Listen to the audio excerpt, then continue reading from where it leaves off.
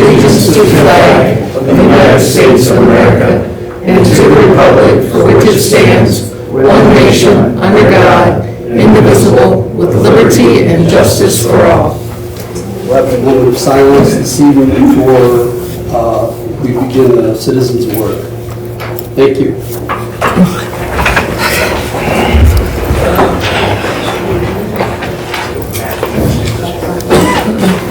All right, George, roll call, please.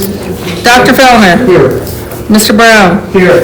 Mr. Gribble. Here. Mr. Richard. Here. Mr. Strickler. Here. Mr. Watkins. Here. Mr. Weber. Here. Mr. Woodmansey. Here. All elected officials. Mayor Satterfield. Here. Auditor Wade. Here. Director of Law Bear. Here. Treasurer Pittman. Here. Safety Service Director Ward. Here. First item on the agenda is approve the minutes from May 26, 2026. Mr. Woodmansey makes the motion to approve them as presented. I saw Mr. Weber nod his head as a second. All in favor? All in favor? Aye. Motion carries and minutes are approved. Next, we have one item to add to the agenda, ordinance 2026-48. Mr. Weber makes the motion to add to the agenda. Mr. Brown seconds. Roll call. Mr. Brown. Yes. Mr. Gribble. Yes. Mr. Richard. Yes. Mr. Strickler. Yes. Mr. Watkins. Yes. Mr. Weber. Yes. Mr. Woodmansey. Yes. Motion carries and ordinance is added to the agenda. Next, we need a motion to approve the amended agenda. Mr. Brown makes the motion. Mr. Gribble seconds. All in Roll favor? call. Is that all? Yeah. All in favor? Aye. Motion carries and the agenda is, the amended agenda is approved. We have three people desiring to speak before council. I'll just go in order in which they were received. First one is Barb Walters. Good evening. I'm Barb Walters. I live on Fairview. My first one, I brought pictures in. Okay. The first one is of the driveway down on Harding Way East. That I think we spoke about it maybe a couple weeks ago, where the gravel is over the sidewalk. I know we've been speaking about it for probably a month. I was just told yesterday again about it. And I said tomorrow's council meeting and I'll bring a picture. Okay. The second is the house on South Columbus Street. It's just deteriorating more. There's like 3 pictures of that. It's on the corner of Galion and South Columbus Street. The garage will soon fall in. You can see, actually my picture is not as good as what it looks like today, because those were taken a good month ago. Okay. Just a concern again. I know the taxes for the first part. It's not really my job to go over the bazaars, but I did and looked it all up. But he has paid. I know when I was there for the first quarter, and the value of that is $25,000 for the property. Did I have council on there as my third one? You did. Okay, thank you. All the council people that are here, okay, I think I'm going to speak for the community, okay, because I've had a couple calls about it. Each council person has a region that they're over, a ward, and the people in those wards would like for their council people to be there, to come to them, or have a, say, you know, Ward 3, we're going to have a meeting here somewhere, okay? Like they've been shut down, and they're not allowed, like they don't have any authority to do anything. I like all of you, I do know that Mr. Brown had presented about the man's driveway, or his little street that had not been filled with, you know, pavement, for the pavement. But that's their responsibility, and we voted for them, and I don't know why. Okay, I know the procedure, but I don't know why they're quiet. And your people in your divisions want you. I will, hey, I'm on camera and I'm saying this, and they do want you. You are important to them. Help Okay? me explain how, help me understand how Sure. they feel shut out. Okay. Because I don't think that's necessarily true, but help me explain Sure. how Okay. you feel that's No, it's not my legitimate feeling. or- It's what You're people- speaking for, I said I was speaking for the some of the citizens, okay? Like, if you're in Ward 1, okay, then those citizens should know your name. They should know you. You should know their On the problem, website. okay? And so, you can't represent your ward if you don't know what the problem is in the ward. If you go on vacation, you have to let somebody else take over your board, because it's not my procedure. It's not, no, it is not mine, okay? But I'm saying they have to be out in front. That's what the citizens voted for them for. So, look your ward over and see what that ward needs. And it's not a joke. I mean, these people voted, and they trust these guys to do this for them. Okay, I'm just relaying. Don't shoot messengers, please. Thank you. thanks, Barb. Next, citizen wishing to address council is Rich Henry. Rich Henry, 1105 Hillcrest Avenue, Galion. I'll make it very short. In front of St. Joseph Catholic School, the curb is really broken down a lot. And I was hoping that maybe before school starts next year, we could go in and have a curb repaired before school. Thanks, that's all I got. Thanks, Rich. Third citizen wishing to address council, Roger?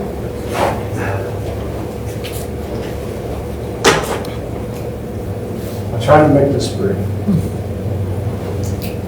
Mr. Mayor and City Council members, my name is Roger Petrella, and I've been a resident of Galion, living at 421 South Union Street the last 30 years, and 10 years prior at Hessenauer Drive. Over the last several years, a couple of issues has caused a negative impact in our neighborhood.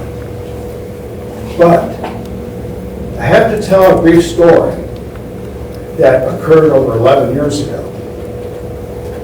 Back then, in our neighborhood, we had 3 houses that were abandoned. They were loaded with wildlife and raccoons. Black mud throughout. You could see it in the windows and the doors and smell it from the sidewalk. One afternoon, a bull raccoon jumped over my fence and attacked my golden retriever. He chased it off, but stepped on its urine.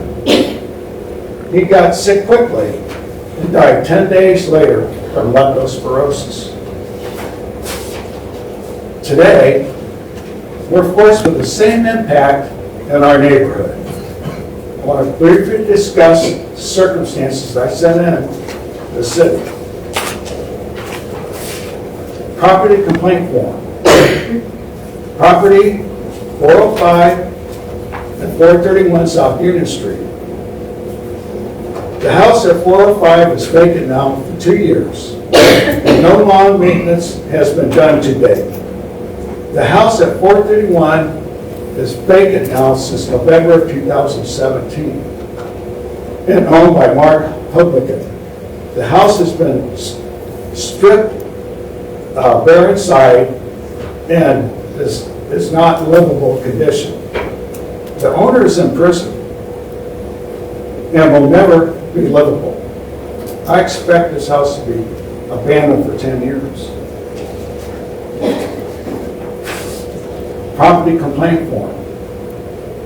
Nuisance property, 345 and 354 South Market Street.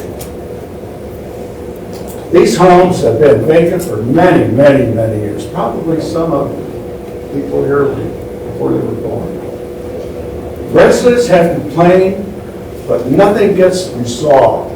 In fact, resident R.C. Taylor's roof is still laying on top of 454 South Market Street since the 217 tornado came through our neighborhood.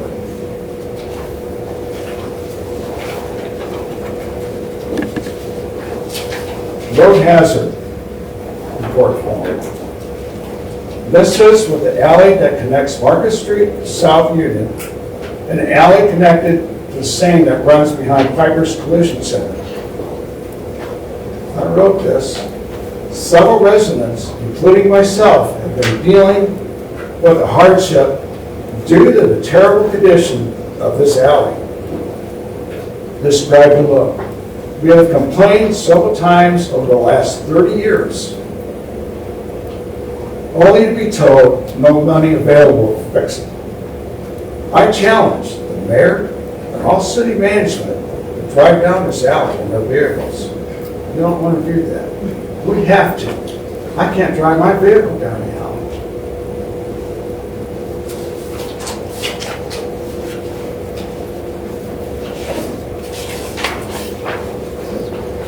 I'm a 76-year-old veteran who was sent to Vietnam in 1969 to fight for freedom. I stand here now to help fight my neighborhood from going to hell. I request, I'm asking this council to direct code enforcement to issue a notice of violation to these properties, and also to look into the land bank process so this blighted property can be put to good use. The last administration got rid of those 3 houses through the land bank process. And lastly, please, let's find a way to fix this alley for good. Don't waste your money putting gravel on it. It's too much traffic. It's already been destroyed. It used to be paved until we let those big-ass trucks go down through there and tear it up. I want to close. You may see me again in this venue. If not, I'm a guard with the Ken Green Military Memorial Honor Guard, and we appreciate donations. Thank you very much. Thanks, brother. These are the forms that I put down who owns it and how to contact them. Question on the forms that you did send in, were you ever contacted by anyone from the city? No, sir. Okay, That's been over a month ago. thank you. Thank you. I'm done. I want to hear from you. This is my neighborhood. Okay? And we're frustrated. We need your help. Please help us. Thank you. Roger. Thank you.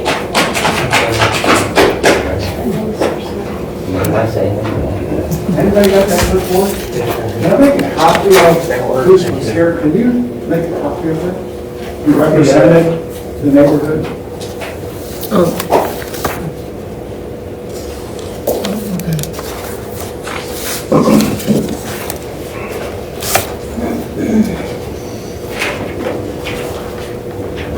do you want a copy back? Is that what you want? Could I? Yeah, yeah. Why don't I just take a picture of it and then I can just get back to you? That's what I was trying to do. Yeah, just take a picture of it and then I can.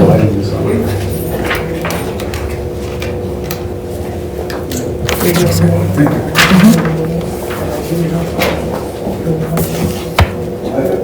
We're done, folks. We're done. We can decide now. Thank you. Thank you all. Thank you. Thank you. Thanks for coming.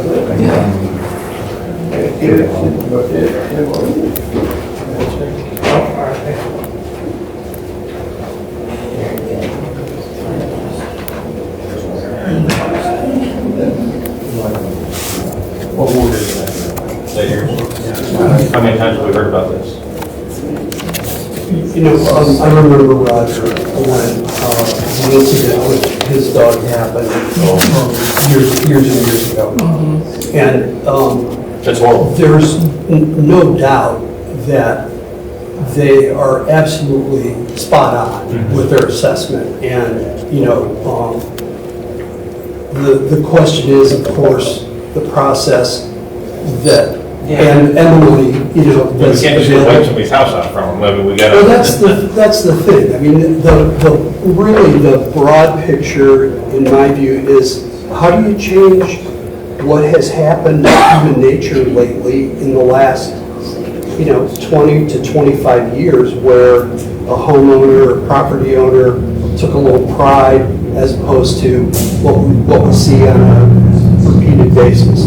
That's the difficult part. I don't think code assessment or enforcement or, the penalty, it's the legal process that we have to go, plus how do you enforce human nature anymore? So it's frustrated because I kind of that's my world too, and properties that I walk past on a daily basis, I could add to that list as well. So I feel their pain, and I think that's going to be a broad topic for us to address. With that conversation, and obviously that they presented to council, I think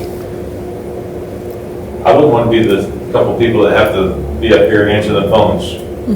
Because I'm guessing that just opened up the door, as it needed to be. But Sure. there's also a fine line on what we can actually do with a property that is, taxes are paid for and everything's, that's one look at this guy. There's even a limit to what the city itself can do. Yeah. The statement made was the land bank, which has been beneficial. We have obtained properties through that. But for the most part, what you're talking about is the county prosecutor going through an entire tax foreclosure on something for unpaid taxes, going through that entire process, trying to put it out for sale. It doesn't sell.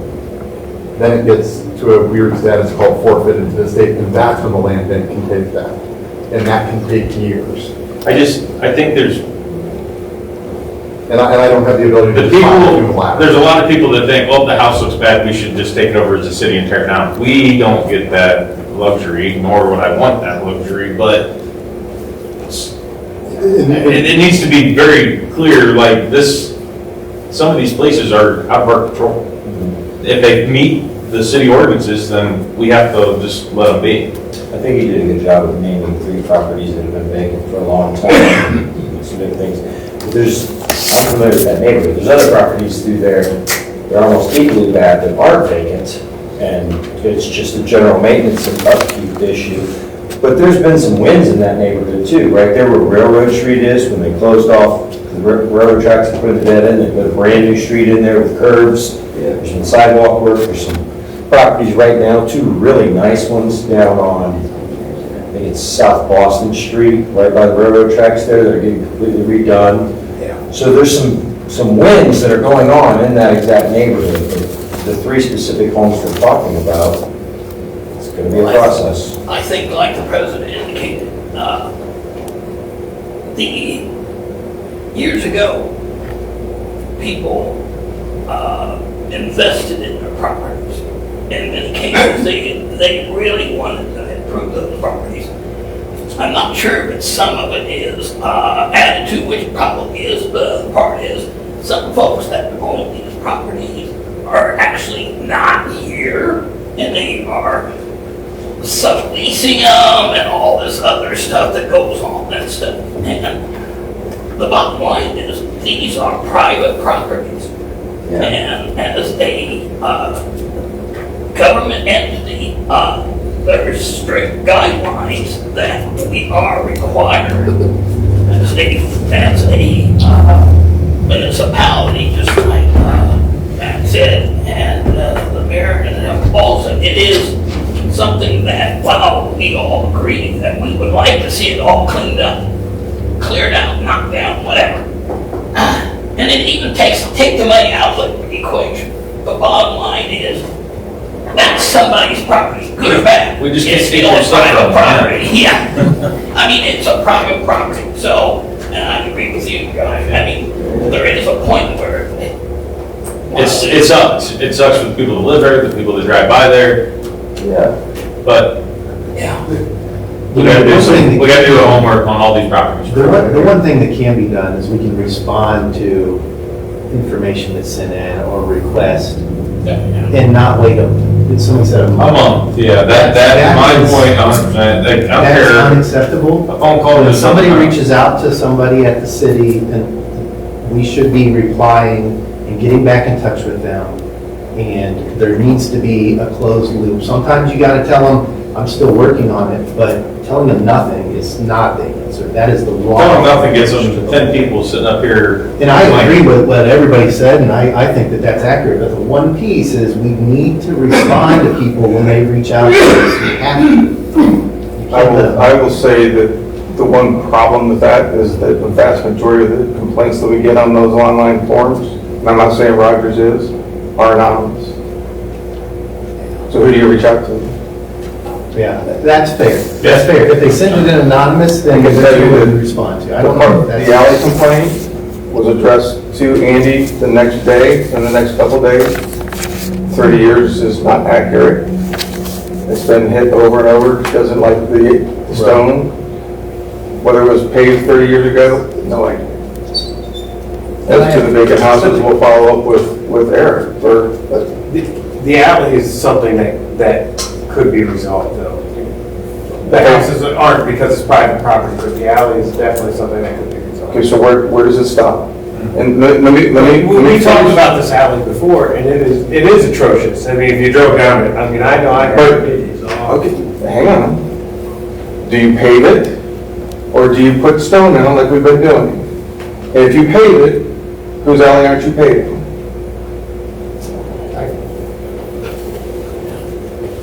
Like saying if you cut someone's grass, you don't cut everybody's grass, but it still needs fixed. That's regardless. We're missing the point. I'm not missing the point. Right, I'm not missing the point. but you're just comparing that to. If we didn't pave it, I mean, is there a way to grade it and re-gravel it? So it doesn't No, keep- it's, and Nikki deals with this stuff so often.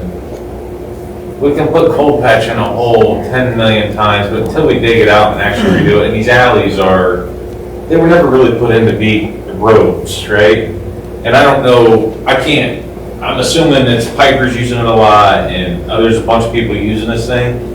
And usually there's twisting and turning, and there's speeding going on. So anytime there's a pile of water, it just throws all the crap out. You're not, unless you're gonna dig out and redo the base, we're not gonna get anywhere on this thing.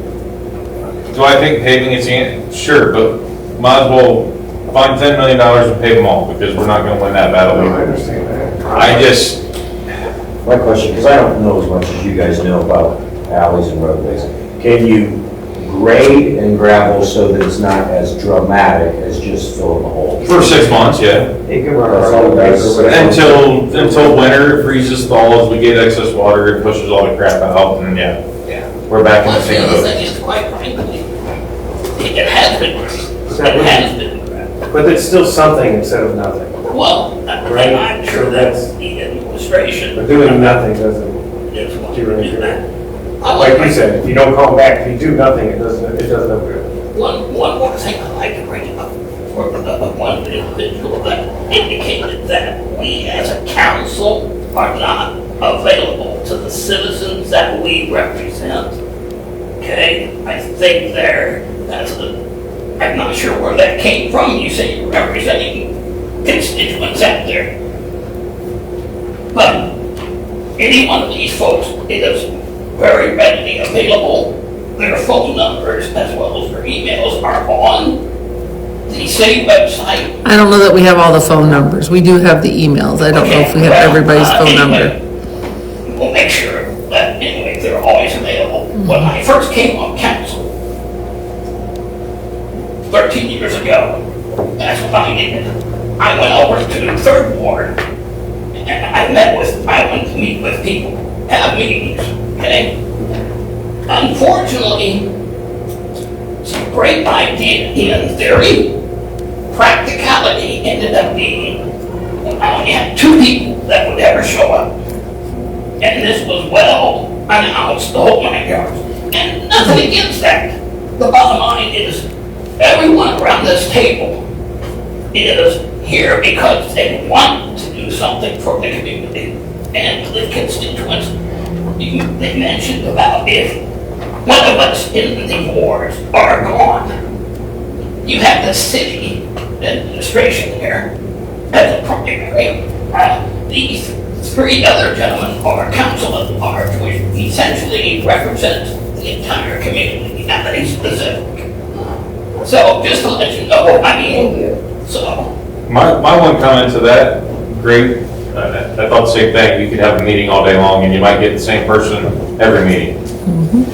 The majority of the people that make these complaints or concerns that they don't hear from somebody or don't, they're the keyboard warriors that are doing all the Facebook posts that I have zero, I'm not looking at them, I don't care about them. No, If you have a problem, you can contact one of us, you can contact the city, or you can come here to committee meetings or council meetings if you don't like the answer. But to put it on Facebook and then be the ones out there running your mouth, I don't care. Yeah. I don't have patience for it or time. Yeah, that's not who, none of those, I know some of those people are very nasty. And to your credit, Barb, you come to council meetings. Everyone. You mentioned this to me, that you've had people that you've said, that you've told them, come to council, I keep doing it for you. Yeah. So, kudos to you, because you take Thank the you. time to come do that. But at some point in time, the people that are asking you to represent Yes. them, I agree with you. They can come in and, instead of you having. And you're right, that's my bottom comment, no matter what they're saying or calling, come to council. You're absolutely right. Okay, Just one more point. So your initial question, Roger's contacted me twice. Nikki has his alley on the list, and Eric is already working on the 341 South Boston? At least 3 different ones. 3 different ones down there. So when And I he relayed that said, information to him yesterday. and I just don't feel like doing this one, it's not Nikki, but when he said no one is contacted, is that not accurate? I'm just asking. I won't speak for Eric. Okay. This has been, at least 2 of those houses have been ongoing issues for a long time. And I think Mr. Richard would agree, when we have people who are incarcerated, Yes. it complicates things so significantly, and it's really difficult. This is, Eric is not ignoring it. We can send letters after letters after letters. We can get the court involved if someone's incarcerated. I get it, trust me, that's why I said touching somebody's private property becomes a whole other issue. Yeah, and it's not as simple as just total land bank. The fact that other houses were taken from last streets because they send me a picture of it. People willing to turn the land bank and say, yes, please take this off my hands. The reason some of these places have not been handled is because people are not willing to turn it over to the land bank. So that's why we haven't been able to address them, is because people will not sign it over. So if they were down, they'd be taken care of, it would have been gone a long time ago. So for there to be this perception that we're not doing anything is inaccurate. I just think But I'm not going to speak for Eric about whether he has or has not contacted him. Whether he's contacted him this round of submissions, I don't know, but I know this has been an ongoing conversation for a really long time, because these have been an issue for an extended period that we just haven't been able to get any traction on. And just like Eric said, Mr. Butter said, it's communication's key, right? Yeah. Even if it's we're still working on it, and with that case, we could be working on it forever, but at least I know it's there. I don't know. Well, that's why I wanted to point out that there's been some wins in that neighborhood. They've got some legitimate concerns now, but there's been some wins. 3 houses taken out. That's 50% of the ones requested have been removed. We had a brand new street put in there at Railroad, brand new curbs. There's some wins there. I mean, there's still some battles to be fought, but there's probably other neighborhoods that are in need of wins too, and that neighborhood's had some. okay. We have presentation from Westler Engineering regarding smoke testing. Mr. Brown, Yeah, floor is yours. thank you. Brian Brown with Westler Engineering. I'm gonna maybe set these here, and I can move them out of the way if they get in your way. I'm gonna leave these here so you can take a look at them. If you leave, I won't ask you to get up now. I'm Ryan Brown with Westler Engineering, Vice President over our Ohio operations. I've been doing this for 22 years now.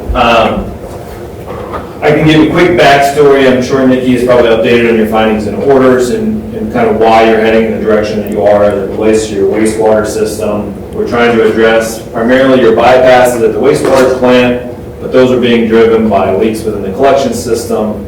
So our two-phase approach is trying to tackle both the collection system, identify major leaks within the system, so there are less improvements that we have to make at the wastewater plant when we evaluate the plant. That's the ultimate driver.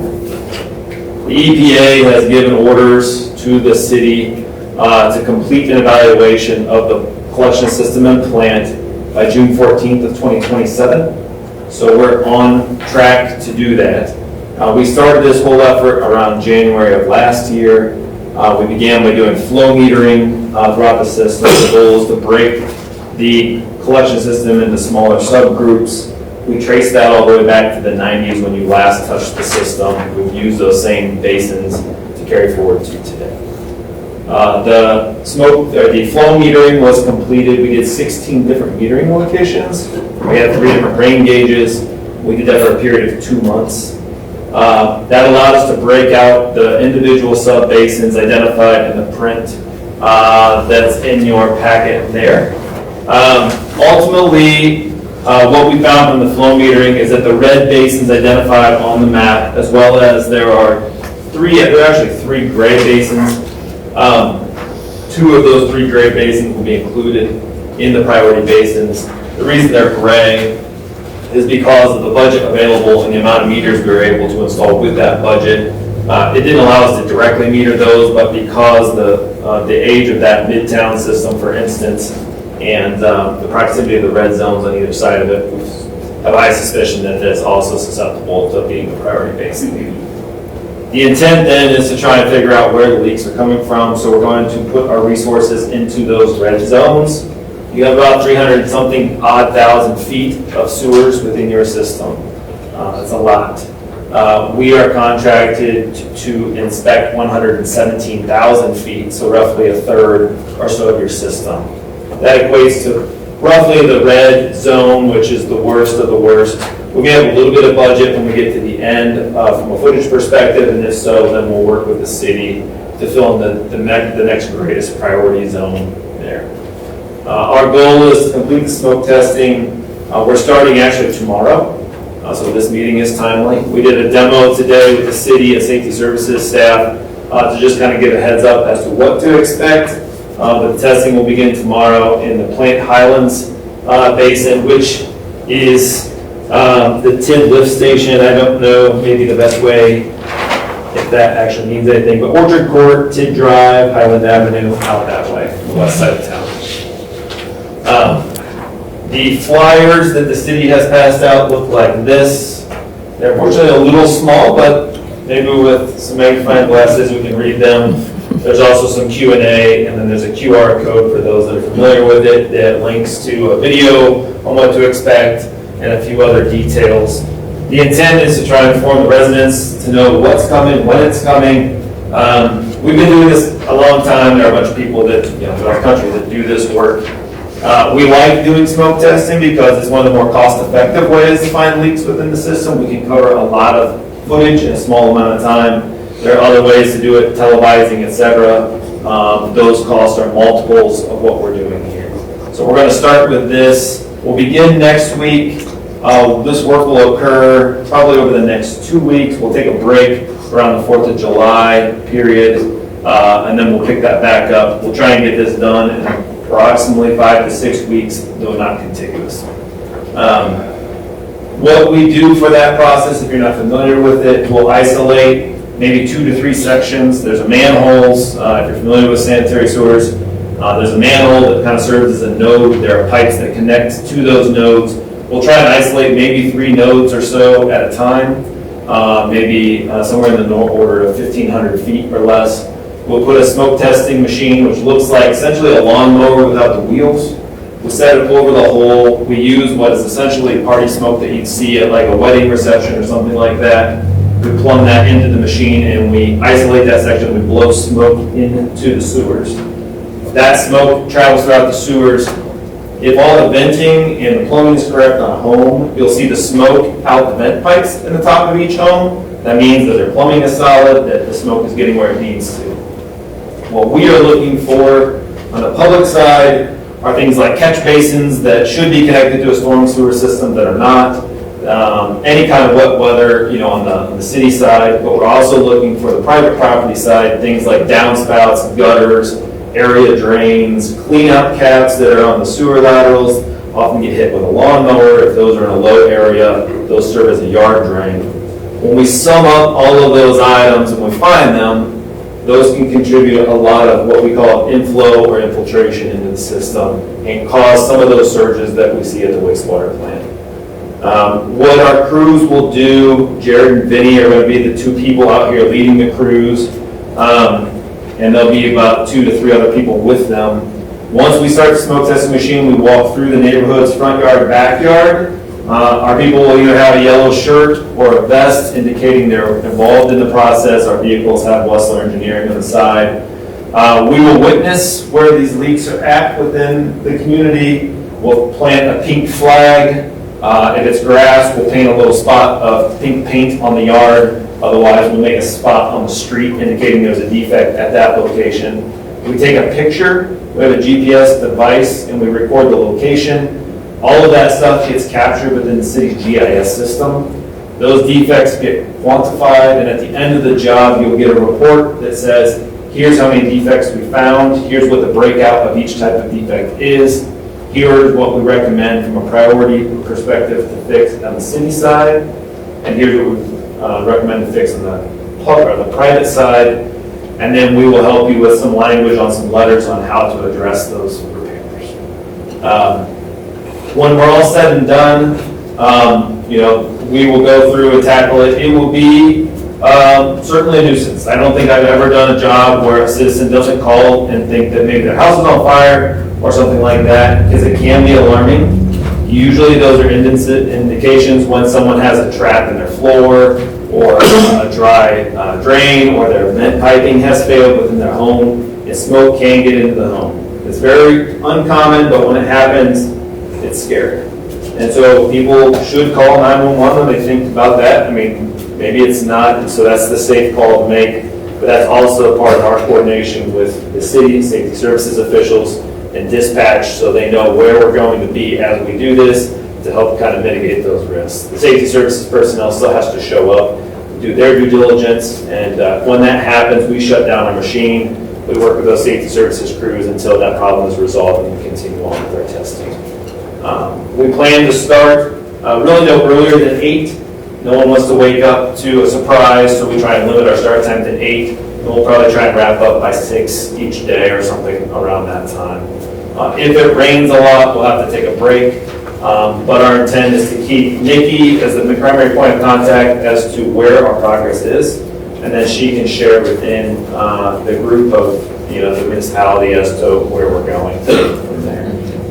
That's what we're approaching in a nutshell. Secondary to this, we'll also begin evaluating the wastewater treatment plant alongside some of this testing. That'll begin here in the next month or 2 as well. So we have sufficient time to wrap up the whole report. That's a lot, Mayor. If you can just give them an idea, normal dry day, what's the production at the wastewater treatment plant? Ballpark, as opposed to heavy rain. Yeah.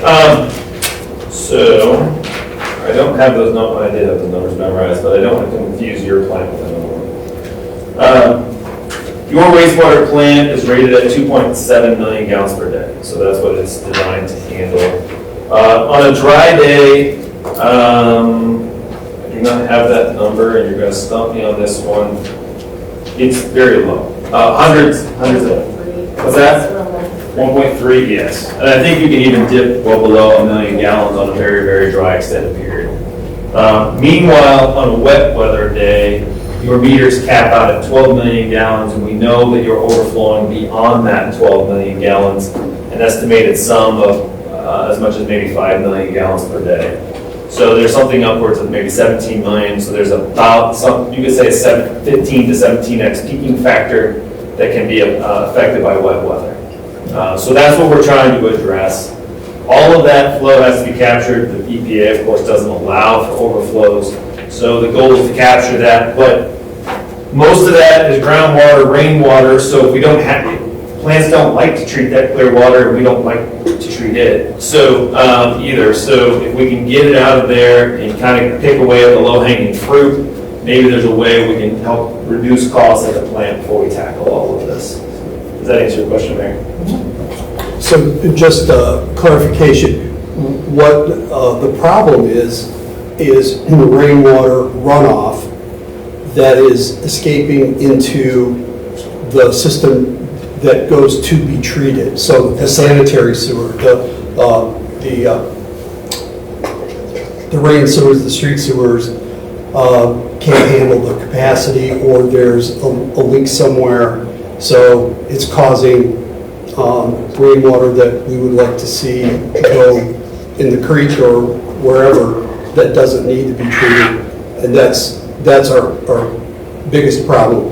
And the private citizens, the homeowners, kind of contribute to it if it's not properly graded away. That's correct. Yeah, and I should have prefaced that by saying, you're fortunate in Galion to have separate sanitary sewers. Many others, Bucyrus has a combined sewer system, meaning some of their storm and sanitary, meaning storm is your runoff rainwater, sanitary is your whatever you flush down the toilet, are combined over there. You're separate, but that doesn't mean that you don't have cross connections that were missed over the years. Additionally, it's estimated in most communities that the lateral, which is the connection from the main and the street to the house, makes up, if you sum up all of those, equals almost the footage of what your main lines are. So while you have 300,000 feet of sanitary sewers, you probably have another 300,000 feet of private sewers that were installed in any number of ways as well. This smoke testing in a dry day in perfect conditions might be able to reveal some of those leaks. I may not be able to catch them all, but yes, you're correct, Council President. Yes, sir. How much notice in advance are our citizens getting these before the smoke test? We're trying not to send them out too early, because what happens if we send them out too early, they out of sight, out of mind. We try and aim for at least 24 hours in advance, but it can be sometimes maybe a week or so. It kind of depends. I mean, it is kind of resource taxing on the city to take time and pass all these things out too. So I know sometimes Nikki, your crew is handing them out. So Renee and I handed those out yesterday. Okay. So they'll be starting tomorrow, so they got 48 hours. Did you take them and put them on, where are these, like door knobs? Door knobs, Door so hangers? we went You actually door- took the door out, Yeah. started out there where they're starting tomorrow? Yeah. Out on Tid? Yes, we went door to door. I think we've also tried to we're gonna work on putting it on the website, Yeah, sure, it's but we're also gonna get it on it's Facebook. We created a webpage, we put it on the utility bills that everyone should have gotten this week, just to know, because I know everybody looks at their utility bill. So we've tried to, Matt did send something out to local media sources for whatever that's worth, to try to help spread the word. So we've been trying to It get was it on out Crawford County different now. ways, so, but. Yeah, I've seen like it Ryan on said- different social media Oh, yes, it's platforms. on the social media, but Not everybody sees it, I get yeah, that. and so, as we get the weekly update, as Ryan said, when I get that, then Renee and I will figure out, okay, next week we're gonna be in this neighborhood, when the door knockers should be distributed for that neighborhood. So for this initial testing, is it going on the west side of Tid, where it's Polk Township, or is it just staying inside the city? inside the city limits. It's not going on? Yeah, on this one, yes. I believe. Yeah, northwest corner, as I understand it, the subdivision there is county property that does connect to your sewer system, but is isolated from. I drove through here before I came to the meeting just to kind of see progress. I think the good news is most of the door hangers were gone. I think I saw one that hadn't been retrieved yet, which means people should be seeing them. The awareness should be there. Yeah, the red zone for northwest corner, actually it placed in green as being pretty favorable on a footage per leak basis. I think it's going to go from west to east as well, so if you see the red and then the gray zone, I think the plan is to Yeah. go west to east. So let's say the first, I'll call it territory, the first section, what, day, 2 days, how long does it typically? Something that size, I know we have it broke up in larger areas and smaller areas. Something like this, we may be able to hit in a couple days. We don't, we can get on average around 5,000 feet, so about a mile a day. But that's heavily dependent on how many defects we find. Right. Whether we run across dogs that don't like Emergency calls, I get it. Emergency calls, fences. Let's say perfect day, right, Yeah, we get 2 miles and, it's about 6 weeks for what we're planning to do. Okay. So I guess if you look at all of the red zones plus Midtown and North Midtown, not school district, we're anticipating about 6 weeks for all of that. And maybe some of Jefferson or South Park or Hadley Park, one of these zones might make up the balance when we get to the end. As Nikki noted, at the end of each week at a minimum, if not maybe every day, if our crews can support it, we'll be sending an update as to here's what we've done at the end of the week. That way, if published, then those citizens know that, if there's an issue going on past this, it's not to say that there's not some errant line that might allow smoke to leak from point A to point B, but generally speaking, they know that their spot's done, they can move on and, know that their contributions as citizens and participating households is complete. Last steps yesterday. I'll step yesterday, it was hot. We talked in the meeting, but this is the first phase, first step of a 3 to 5 year plan. So let's make sure that everyone knows that this process is not going to identify and it's all going to be fixed by this time next year. Oh, absolutely, no, I understand that. So, I mean, because the biggest thing that we talked about and that I asked was, okay, we identified it. How do we pay for it to fix it? And how, can we supplement or how do we fix the problem of the private sector? Because it's, sure, we find the public stuff that's our problem, we're going to get it fixed. But let's just say we get 250 or 300 homes that they have to do some work. And we start knocking on doors and, we talk about sidewalks. Let's talk about downspouts and sump pumps and expense for the homeowner that, nobody's expecting. Right. Bought the house, you didn't know your downspout was tied into the sewer system. And we're going to smoke test and we're going to tell you that it is. So it's this, that has been on my mind heavily since the start of this and the conversations we've had with Wessler is, yes, we have to identify this and we are going to be mandated to identify this. But how do we fix it? Do we have plumbers that can handle? That's the question. And Wessler's been really good with, they had a young lady in the last meeting with her job is to find funding. That's her job. And we had a good conversation. We need to start looking at that aspect of it because, ultimately the idea is to get the rainwater out of the system, which lowers the capacity that they're treating, which lowers our cost. Less treated, less expensive. That's the idea. And then when we fix the product, and please, once we start working on the plan itself, it's less repaired, and we'll know exactly what we need to do to fix it. If we can solve some of these problems, that's the goal. I've seen a lot of stuff out there, and as much as I try to stay off of and not look at the social media stuff, there's stuff, I get it. And this was done in the 90s and nobody did anything. Okay, that was 27 years ago. Yeah. Let's see what happens today. We have a council that's a strong council that's willing to move forward, and we're gonna get some of these things. We just can't push it past anymore.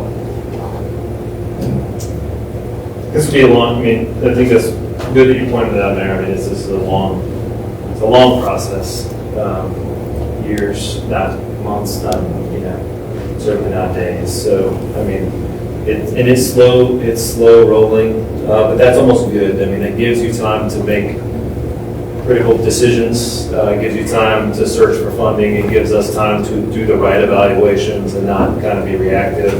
And I think with the schedule that you have with the EPA right now, step one is really getting the report done by June. They're agreeing to negotiate on schedule based on recommendations from there. So we don't know what the timeline is, but I think that's favorable that they gave you that grace. And in our meetings, we talked, today we had Jason did our test and Andy was out there with it and stuff. And it was talked about if there's a major problem that's identified, they're going to tell us, and especially if it's our problem, they're going to go, this needs to be fixed.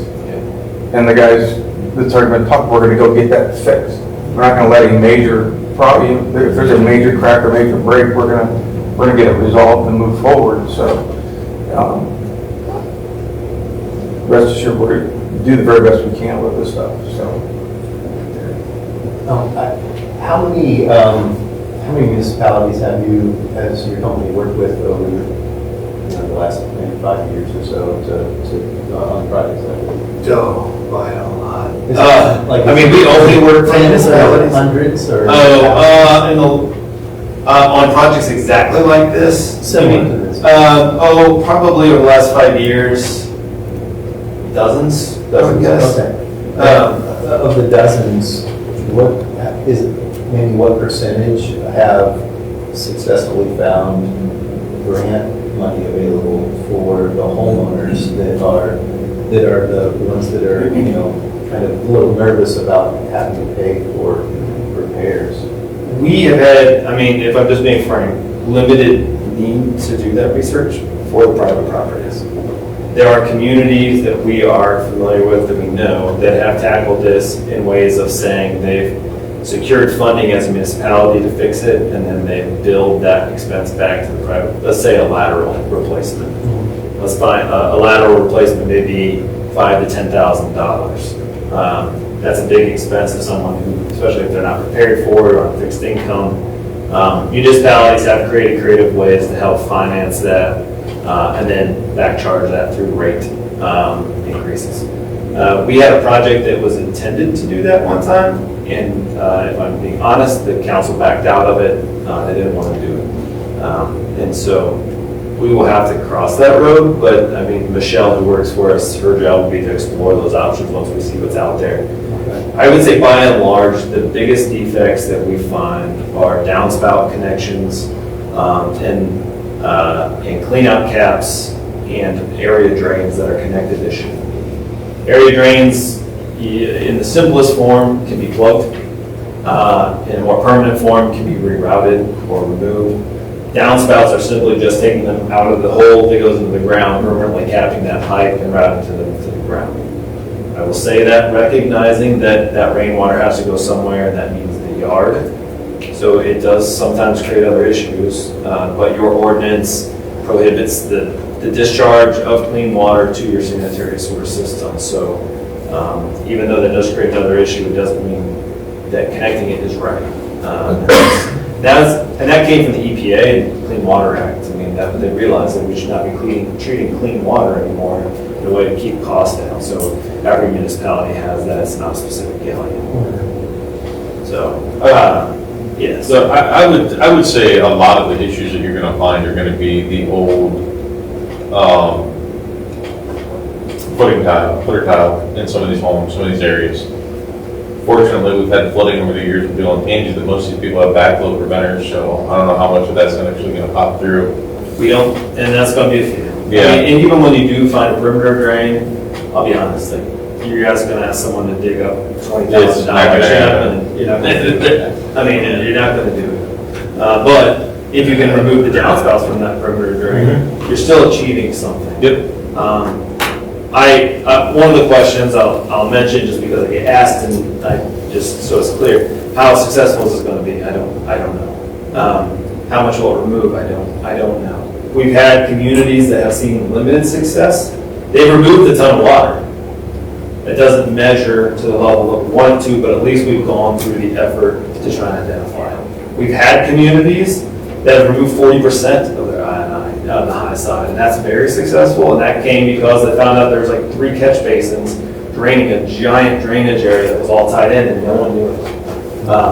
And so, you know, we don't know, but it's a, if you've probably seen our fee, you're probably thinking this isn't cheap, but it is, believe it or not, one of the lower cost ways to investigate a large sanitary sewer system.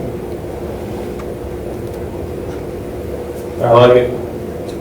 I'm happy to report the testing today was very successful. We started here at City Hall, so the alley right back there, they plugged it over by the railroad tracks and right behind Whistle Stop. So it hit City Building, the Peterson's, the old Millie's, and then the street department stuff. Not a problem. I mean, it was kind of neat to see as the smoke went in there and all of a sudden at the top of the chimney. I'll leave these here.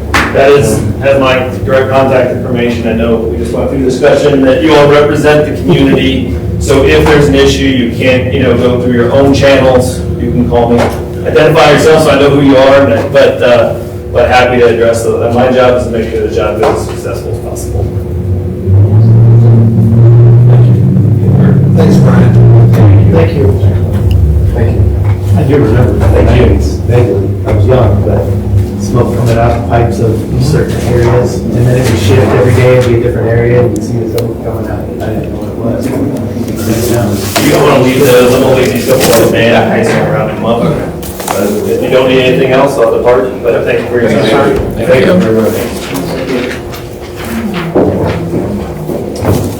On to legislation. First item is ordinance 2026-46. Julie?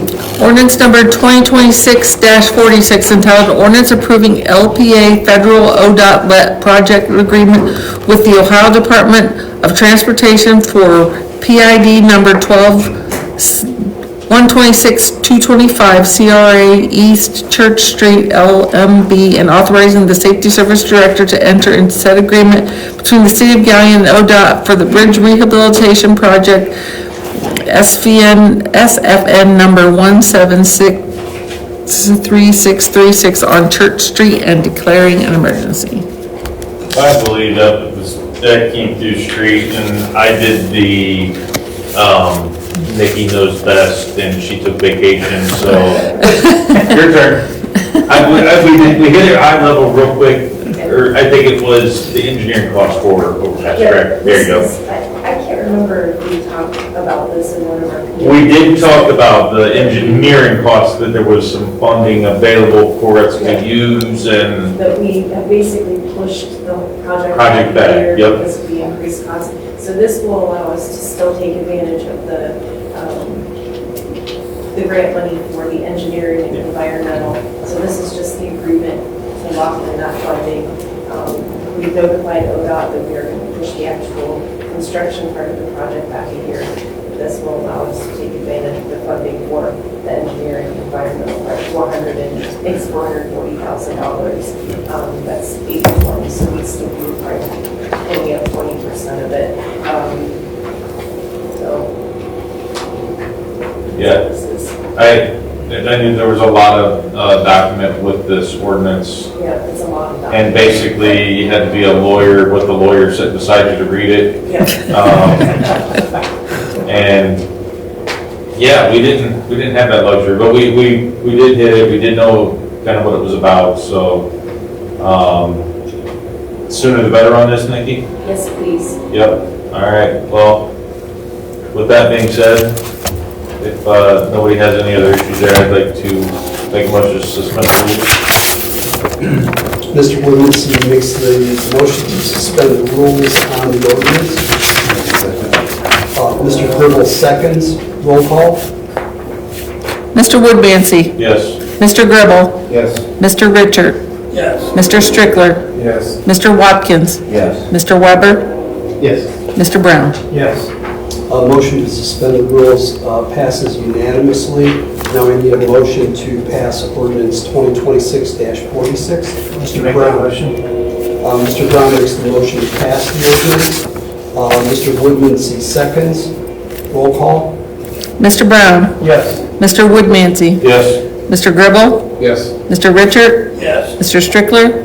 Yes. Mr. Watkins? Yes. Mr. Weber? Yes. And the ordinance passes.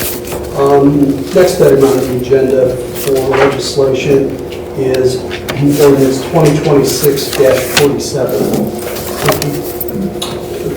Ordinance number 2026-47, entitled ordinance designating Park National Bank as a depository of the active funds of the city of Galion pursuant to Ohio Revised Code 135.12, authorizing the safety service director to sign same and declaring an emergency. Can I go ahead and comment? Yes, ma'am. Okay, I got a call on May 28th from Park National Bank, and they said, hey, your depository agreement is expiring, and we need to renew it. I said, oh, okay, well, when does it expire?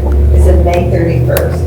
So this is like, a rush job. But what we did was, and attached to the ordinance, you see what we did sign, and it was signed by myself and the treasurer and the safety service director and the law director, and we have there under the term about the renewal subject to city council approval.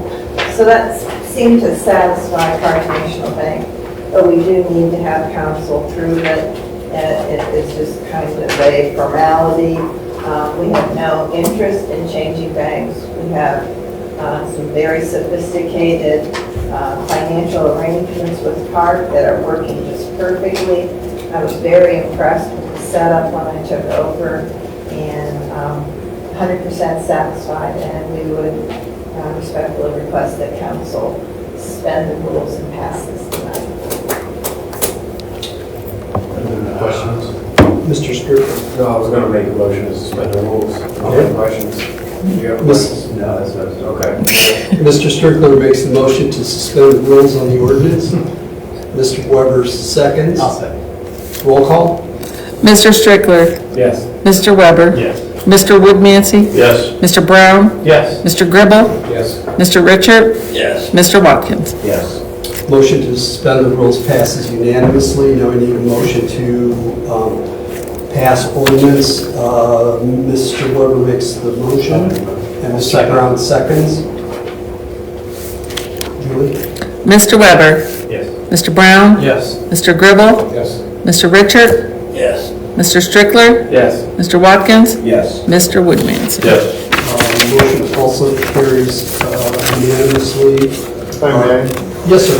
I'll also note on my end, this is our best good faith attempt to come to you. I put a note in my calendar, obviously there'll be another cycle of elections for our offices between now and then, but I've got a marker in my calendar for a little under 5 years from now when this comes up for renewal. So the goal will be to bring it to you in advance, but if it's the last business day of the month, everyone, I believe, everybody's been happy with the Park National arrangement and didn't want to change it, so that's why we brought it to you now. We'll try to bring it to you in advance next time in 5 years if you're still sitting here. Very good. I'm looking forward to it. Last item on the agenda for legislation is ordinance 2026-48. Julie? Ordinance number 2026-48, an ordinance authorizing the mayor to enter into partnership agreement addendum 1 with the Crawford County Commissioners for the administration of the program year 2026 Community Housing Impact and Preservation CHIP Grant Program if funded, and declaring an emergency. Mr. Mayor? No. This is, I don't even have to. We signed the original agreement last month for the chip agreement. They sent us an addendum, I think, because of the change in some numbers. Oh, yeah, we had to rewrite There you go. the breakdown of the grant and the amount of the grant funds that were available. We went back to 2017 reviewed all of the revenue and expenses and adjusted it accordingly. So that figure that's in here on page 1 for the city of Galion, the total $66,210 is correct.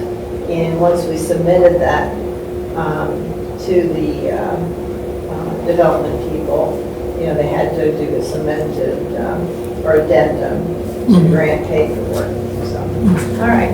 That was our program income, so grant funds where people have, like, had grants way back before we were lumped in with the county, and when they sell their home, sometimes they have to pay back 15, 20, or 30%. When we get that back to release the mortgage, it goes into that fund, so you guys know where that money comes from.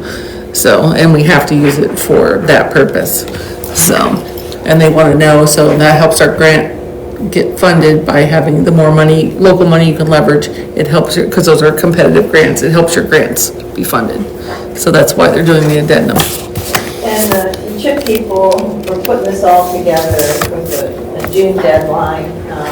And again, we had really 2 grants coming through that one fund. It was the community development block grant money as well as the CHIP money. And so, you know, that we just had to review that all. Julie was very helpful because she worked with CHIP at the county. And then, of course, Olivia, she, you know, she Always has a spreadsheet. yeah. She's gonna tear into it and give me all the details and then some. So we feel real comfortable with the figures that we provided to the CHIP people. And that'll be accurate from going forward, because we've got another one coming that I just gave a payoff for, another $6,000 that'll be coming. That'll go in for a future grant probably when we apply, because they're 2-year grants. So they'll keep track of it. It'll be in Olivia's spreadsheet and we'll never have to dig into it again. To be honest with you, if I thought there was going to be a lot more of, you know, this revenue from 2 different grants coming into one fund, I probably would split it up into 2 funds. But this is all winding down, and it's all going to be handled by the county. And pretty much all of it's going to be home because it was coming back from owner rehab. So we shouldn't have too much CDBG, just the home funds, because CHIP is 2 different pots of money. It'll be home and CDBG. Normally home is used for owner rehab and CDBG is used for private home repairs, which, you know, you don't do as much and there's no mortgage put on for with CDBG money, only the home money. So we've got it corrected. So Questions? Comments? Motions? I say we move this thing on, get it done and over with, suspend the rules. Mr. Woodmansee proposes to suspend the rules. Mr. Brown seconds. Roll call. Mr. Woodmansee, Yes. Mr. Brown, Yes. Mr. Gribble, Yes. Mr. Richard, Yes. Mr. Strickler, Yes. Mr. Watkins, Yes. Mr. Weber. Yes. Motion to suspend the rules passes unanimously. Now we need a motion to pass the ordinance. Mr. Watkins makes the motion. Mr. Gribble seconds. Mr. Watkins, Yes. Mr. Gribble, Yes. Mr. Richard, Yes. Mr. Strickler, Yes. Mr. Weber, Yes. Mr. Woodmansee, Yes. Mr. Brown. Yes. Motion passes. On to other business. And I think Mr. Strickler? Yes. I got a lot of something, but do you want to go through that first? Let me, I'll finish on a high note, you can beat this up later. Yeah, okay. We'll beat this up first and I'll finish on that. Let you go. All right, so with design review session, I brought it up at all the ordinances. Mostly we started with section 1311.01, which is the purpose. We kind of went through it, Mr. Woodmansee and Mr. Gribble and I. And right off the beginning of the purpose, really, of design review, no one wants, I think we don't really want to see this thing go, but it's not inviting. So we got to, let's say, the second sentence or it's the third sentence, the purpose of this chapter is to protect and preserve these resources and to prevent intrusions and alterations within the established districts will be compatible with their established character. I feel like we made, the purpose wasn't inviting. It was just like, hey, we're here to stop you before we even get anything going. So we did make some, maybe not to prevent, but to make recommendations. We just changed some of the language to this, so it's a little more inviting, so the people who are living or have ownership in these districts or in the historic district will feel more comfortable coming. Here's the rules. There's two things that we had discussed that we could put that in about 50 different places. Yeah, well, we discussed Recommendation, what was the other one that we used? economic recommendation, consideration.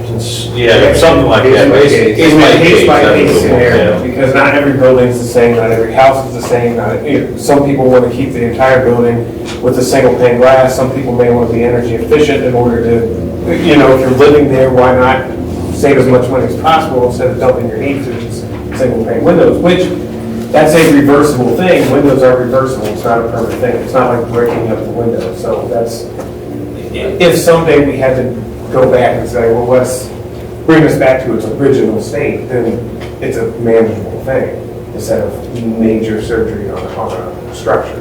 The depot, they're doing a fantastic job maintaining that, and I know there's some things that aren't original. Let's say the elevator is not an original thing, but it's there, right? It actually would technically violate the purpose of having that placed in there. So we've already violated it. Let's make it so it is more inviting. Now, the elevator is a useful thing. It just made the whole building handicap accessible, which is fantastic. I don't think anyone disagrees with that, but we're not. I think some things can be changed as time goes on without ruining the actual structure itself, the cornerstones, you know what I mean, the actual structure. Some things are beyond repair, and we have to allow the design review to acknowledge that, to make recommendations and say, hey, I know we can't replace the brick with the original brick, but let's go this route. Maybe this would be an option, right? So this just the wording in the sentences instead of prevent. Do you have proposed changes? I just, what I had. This was three people having a conversation because of all these laws, this, that, and the other crap that gets in the way, and bringing it to council so we can have a general discussion. Basically, you want everybody's input. Yeah, because if not, it's just three guys sitting there talking and you're gonna get nowhere, whereas if everybody has one insight. There's just a few things. We're not going to break this entire thing down. There was just a few things that we went through, and that being the first, honestly, the part with, which would be incompatible with their established character, we just thought incompatible with their original structure, right? Because some things change, the character changes. I'm sure half these buildings, we could find pictures when they were originally built, and they don't look exactly the same as they did, so. Well, the other thing is, think about it, is with the advent of all the improvements out there for structures, in the sense of using composite material that, to look at it from a distance, looks the same as if it was hand carved 200 years ago. Okay? But because of restriction that we're on right now, it can't be used, which is ridiculous. I mean, I think, in my opinion, let's keep that, like the first sentence says. There's a lot of unique things about downtown Galion, but that doesn't mean that we have to have it the exact same brick that was there. If it looks like a brick that was there, in my opinion, that's just as good. We had just discussed it just right off the rip was saying we're here to prevent you. The second sentence. Yeah, we're here to prevent you from doing anything, which why would it doesn't sound helpful at all. It's not inviting. So this is more of a language, a verbiage change. So this have a purpose to be inviting and useful. Before our time of being involved with anything, people have been saying and still say, this isn't a town that's easy to work with. Right. And we hear They that. make it so they don't want to work with you. Right. Now, that is got to be changed, right? And I don't want to say, let me rephrase, I shouldn't say the town. The design review board doesn't want to work with you. But they do, yes. So now we got to make it, It's just the verbiage, and it was, I don't like this whole thing. I think it's way too involved. I think it's too detailed. I think and you got all these other people that are involved, and Matt helps, works with them, and I talk to some of them, and I just sit here and scratch my head. You can't do away with it, but you can't easily adjust it and make it more simple. So I don't know. So Matt, is step one just changing the just verbiage? changing some verbiage, and maybe adding one or two things in here, like we discussed, the case by case, right? And that would be in the powers and duties of the boards. Make recommendations can be added. That's under section A. Yep, under section A, to add, make recommendations based on case by case. Not only do they evaluate, take action on applications for certificate of appropriateness, but they can also they should be able to make recommendations. And it would be case by case. This isn't a blanket thing. This isn't, well, you let so-and-so do this. Well, so-and-so's building doesn't face the west. It doesn't get beat up as much. You might need something else, right? So every house, every building is different. It gets weathered different. It's designed to shed water different. It's designed to do different things. And I don't think they should all be blanketed under just these rules. This gives flexibility to design review to actually help out, make recommendations, and not have the process backwards of, well, we'll go to design review and then we'll get denied and we'll go to the appeals board and they'll approve it anyway. So this gives a design review basically they're extending their hand and saying, well, we're here to help you, not You're actually expanding the power. Yes, absolutely. But in a positive manner. And making it easier for them the property owner and the board, or to meet and work together instead of working against each other. I love that. Everything's more flexible. Say it nicer. Say it nice. And actually add these nice things to it. And you know, I'm sure. I struggle with that. I'm still going through. I'm surprised you were part of the discussion. My soft side. I'm still going through it, and there's a lot that we could cut, but you know, design reviews, we're working on actually identifying the properties that should be, what's the word? Contributing. Contributing, non-contributing. So I know they're going through the district and saying, almost like the drive-through, why is that there? That should be non-contributing. Or maybe the VFW because it doesn't actually, it's not an actual historic building.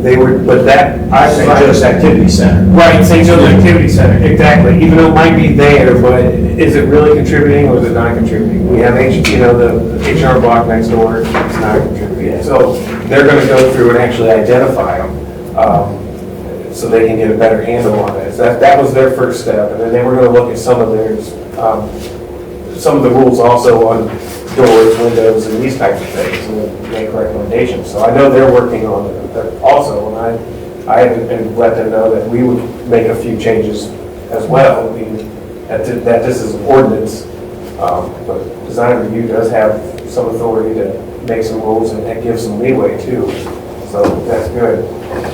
What does, I don't have it in front of me, but section 1311.07, what does that say? It's not on here.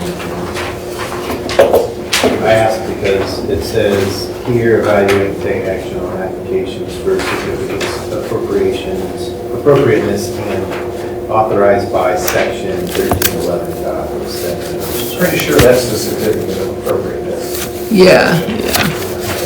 That's been issuing.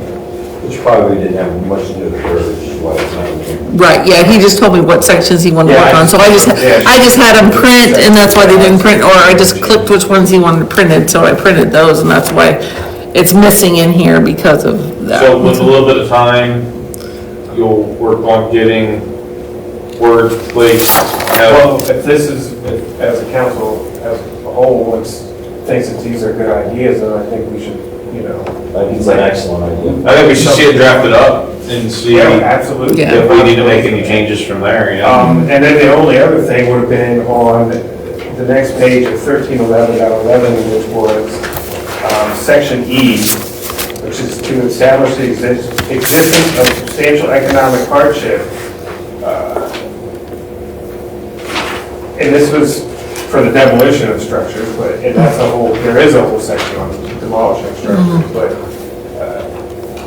economic hardship, the economic consideration would be better instead of a hardship, because not everybody's just hard for money. Sometimes you don't have to be, money doesn't have to be tight if you want to save money. Correct. You get what I'm saying? So like, this is Common sense. It's common sense. Why does someone have to be bound for cash? We can make some changes. So I think economic consideration should be part of the powers and duties, and also be considered in other parts of the ordinance. Well, you bring up a great point, because let's say the economic consideration is we have a prospective business that wants to locate in there, that's going to be a huge asset to the city. Absolutely. And then all of a sudden, because we don't have economic consideration, they're not going to locate there. Yeah. That's not a hardship issue. No, it's not.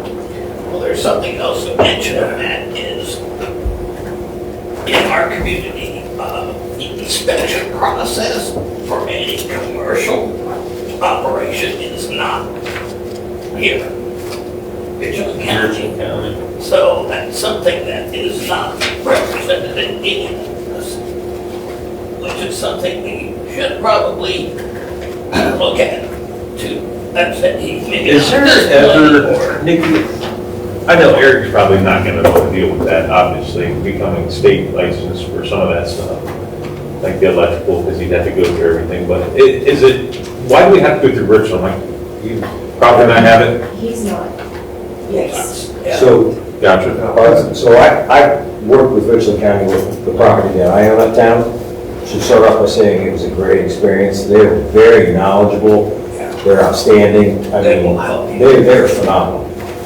What I learned was interesting, because I thought, well, we don't have the resources, so they're just doing Galion. They do like 30 counties around Ohio. It's insane how much they do. All right. Yeah, like They actually do Crawford County too. They do Crawford County as well. And Yeah.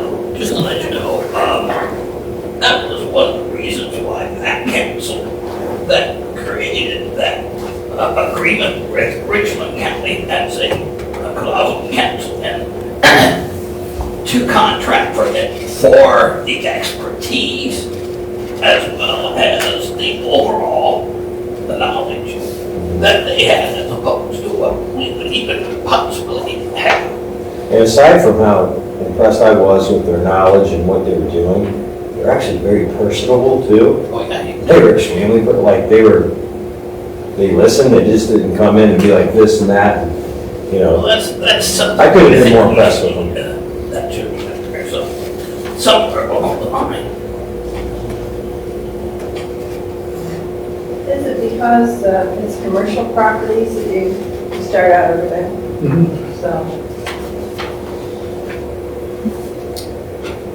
If you guys are okay with changing some of the verbiage, we'll take this back to committee and we'll get it wrote up and bring it back to council. I would agree with That makes everybody sense. said, because I think the biggest thing, like you said, Matt, is, we need to change the verbiage in here from the very negative, you're gonna do it my way or it's as opposed to, we want to encourage you to continue to have a building that is something for our community. How can we do that? We've even thought about changing the name of design review. It's true. To make it a more positive experience for people coming in.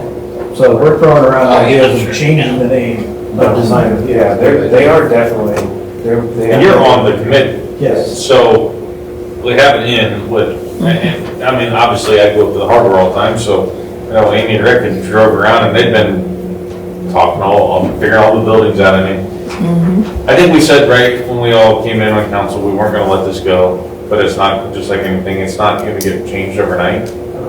Half this stuff is pass an ordinance and move on. This is not that easy. And that's the proper way to do it. Yeah. You know, it may take some time, but, you know, you're saving time in the end. And this can be changed too, you know what I mean? Like, it can be changed, the next council could change it, the council after that can change it. So We may draft up something, it may not even look right, or make sense. It's a Maybe- fluid, Yeah. I mean, it's all fluid, that's why it's So it's a living document to be Exactly. changed as needed instead of And I think sitting on the books for I think it 20, needs 30 years. some changes, right? Yeah. I'm not saying we're gonna turn Uptown Galion into Las Vegas or anything, but, Fun, though. right? But I think, some positive and still maintaining that historic feel, we could definitely, this could help those along the way.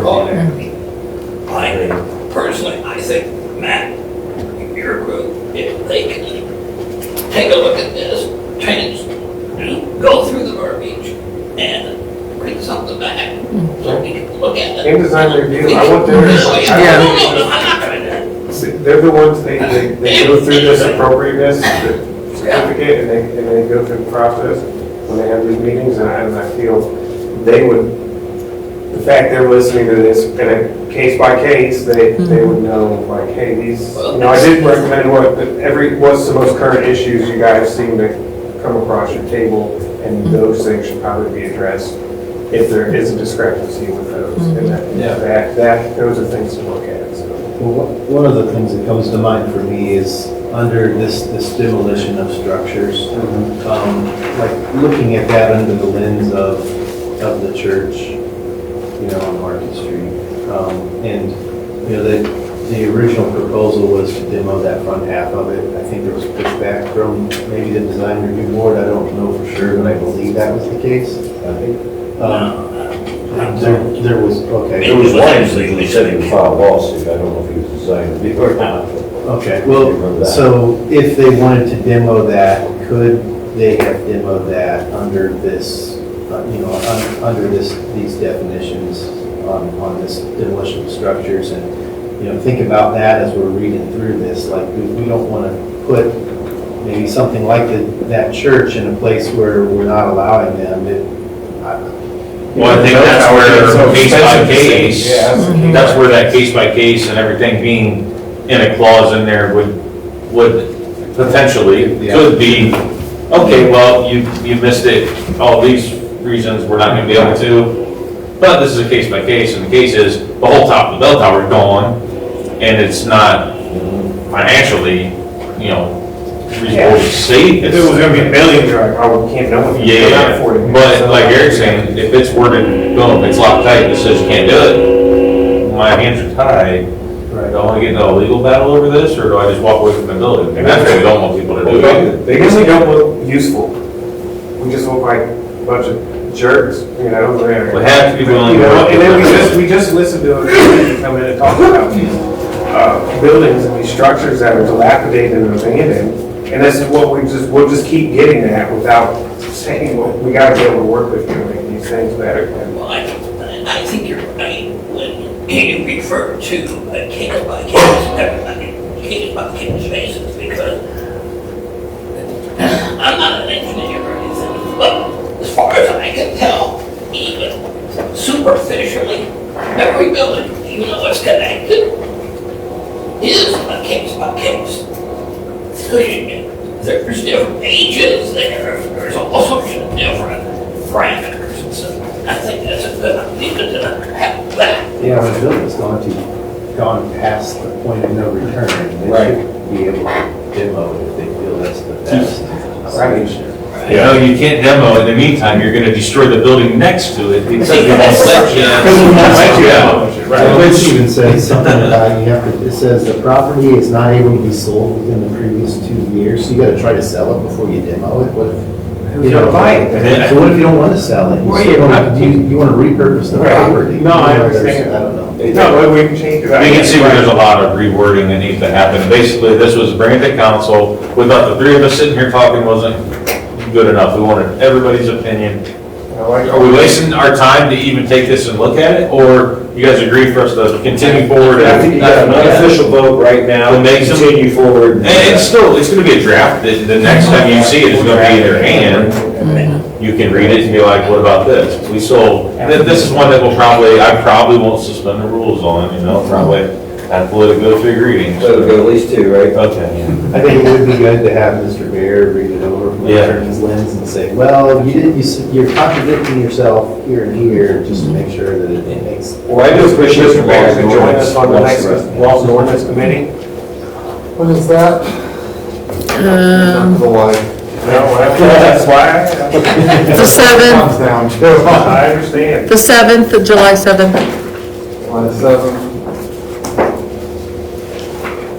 I'll warn you, I'm getting fillings done in the afternoon before I come, so don't worry on that. Hey, you won't be talking as much. That is 7? Yeah, 7 o'clock. 7 to 7. And we could plan on that day doing you first, so you can get out of here right afterwards. So because we move the meetings around as necessary. Or if you need to come a little later, we could, move you, to 7:30 or whatever you need, so we If could. you're on, You're not feeling like doing it. we can write the best we can and then. It might be good to have them at the next, so you talk through it all, and you have something drafted, and then you have them review what's drafted. Right, absolutely. I will say for this, I've heard you throwing a lot of different things out. One of the things I found was odd and inconsistent. It was one of those things that I think has made design review look bad, that design review has all these rules you mentioned, and economic considerations don't matter. That appeal to the BZA, and then economic considerations matter, and they would reach different results. Right. Because the rules didn't basically match up. And we get it, normally when you appeal, it's actually supposed to get harder to win, not easier. Right. And it made design review, well, why aren't you looking at economics? Just go to and they say no, and then you get to BZA, and they can, and then, well, why isn't design review being listened to? Because they were told not to consider this, and then BZA does yes. And it kind of, I think that's been harmful to the process. Well, hopefully we don't have any more appeals when we get this thing all straightened out. How's that? And then you want to. That's what I was just Something gonna down say. the road, but I think that's making the process better. In a perfect world, if we write this correctly, it's attractive to the business owners. We should never have anything that doesn't feel good to me. And the people who the houses are. It should minimize. Right, yeah, exactly. All in favor? Perfect. Nice work. I'm glad you guys started small.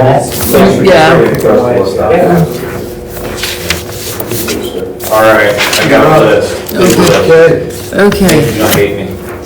I love it though. she already does. I know. That's all right. Well, let you put a big smile on for me. Where we at on paving? About the recommendations, first and second.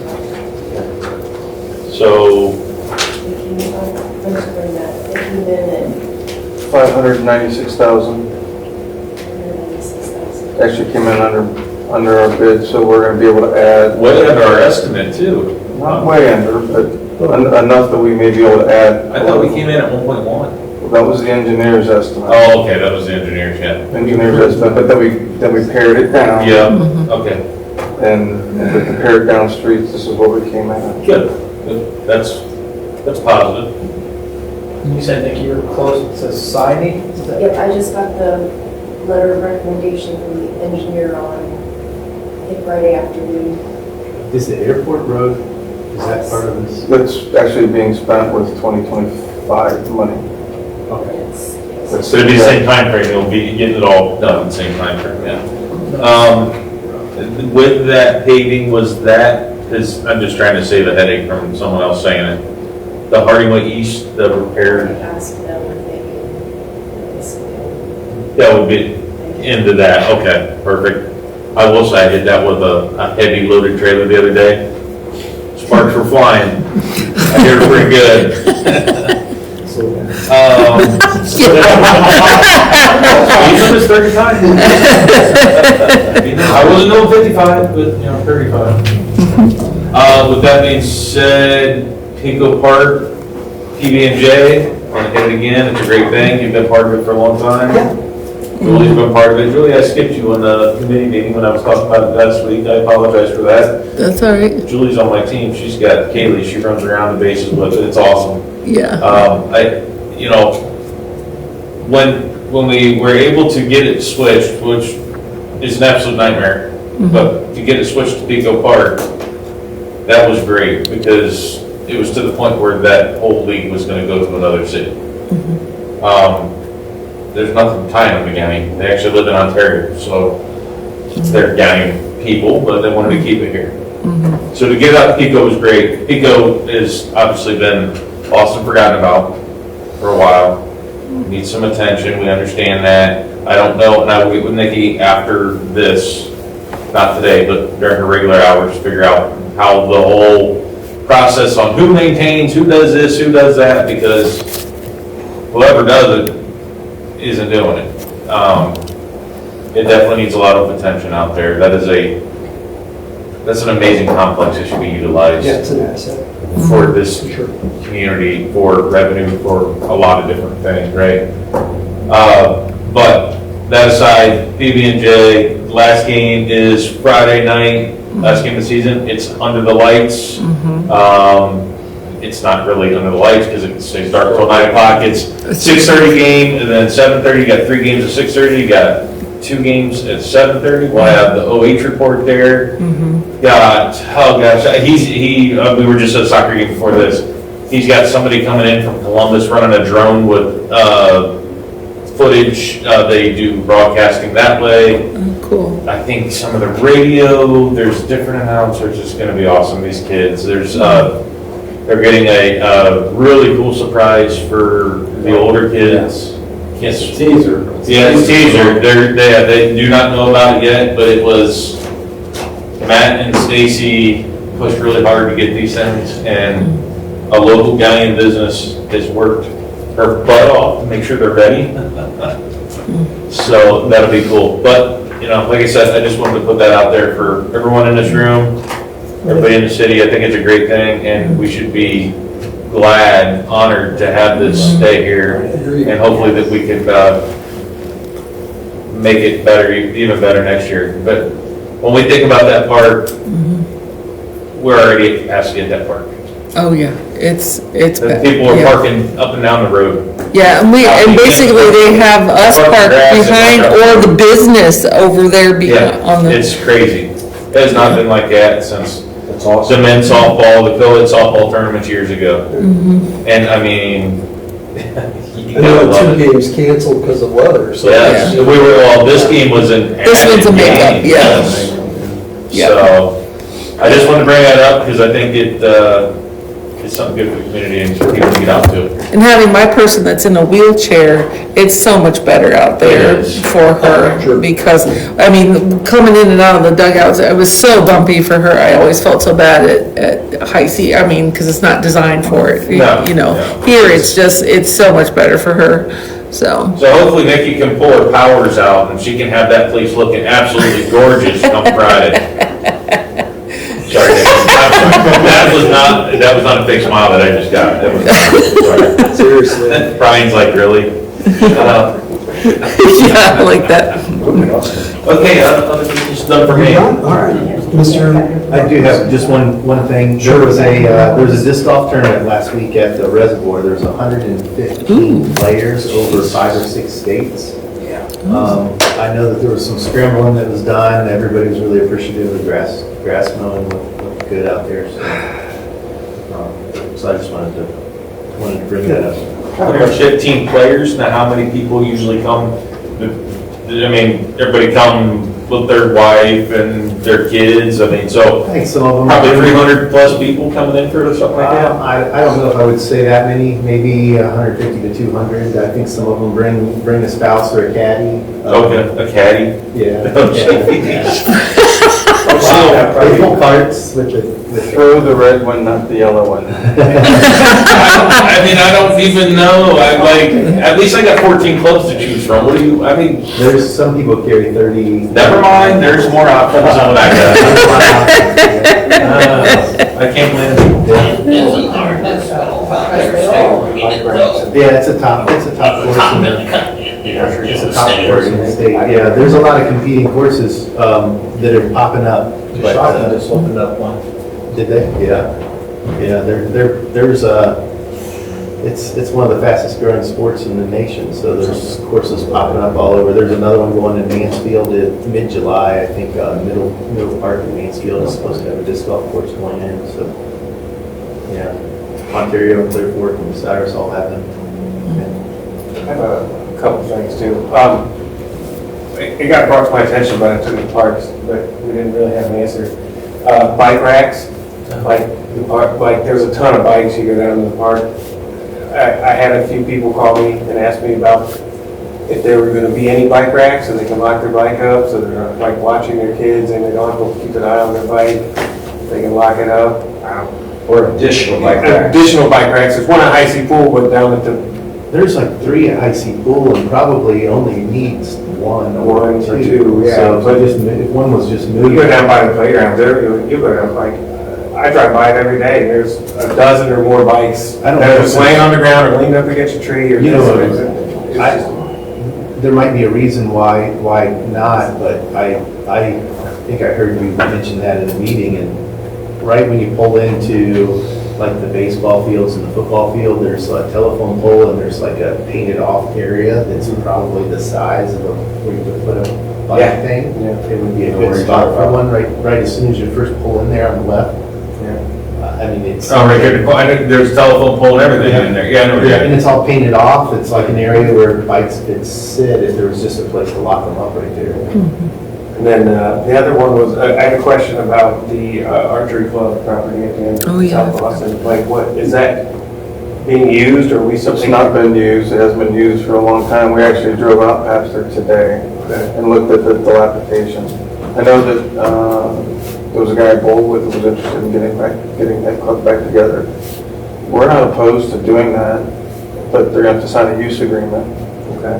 So, So anyone who wants to use it, set up a target or? Well, That was. I don't know that's how it's set up. It has to be a club, an I organized. don't know that it has to be a club, but I don't know that I want to, I mean, I guess it's something that we can talk about, whether we just want somebody with a bow and arrow to go out there and shoot stuff. No, I understand, man, you're right.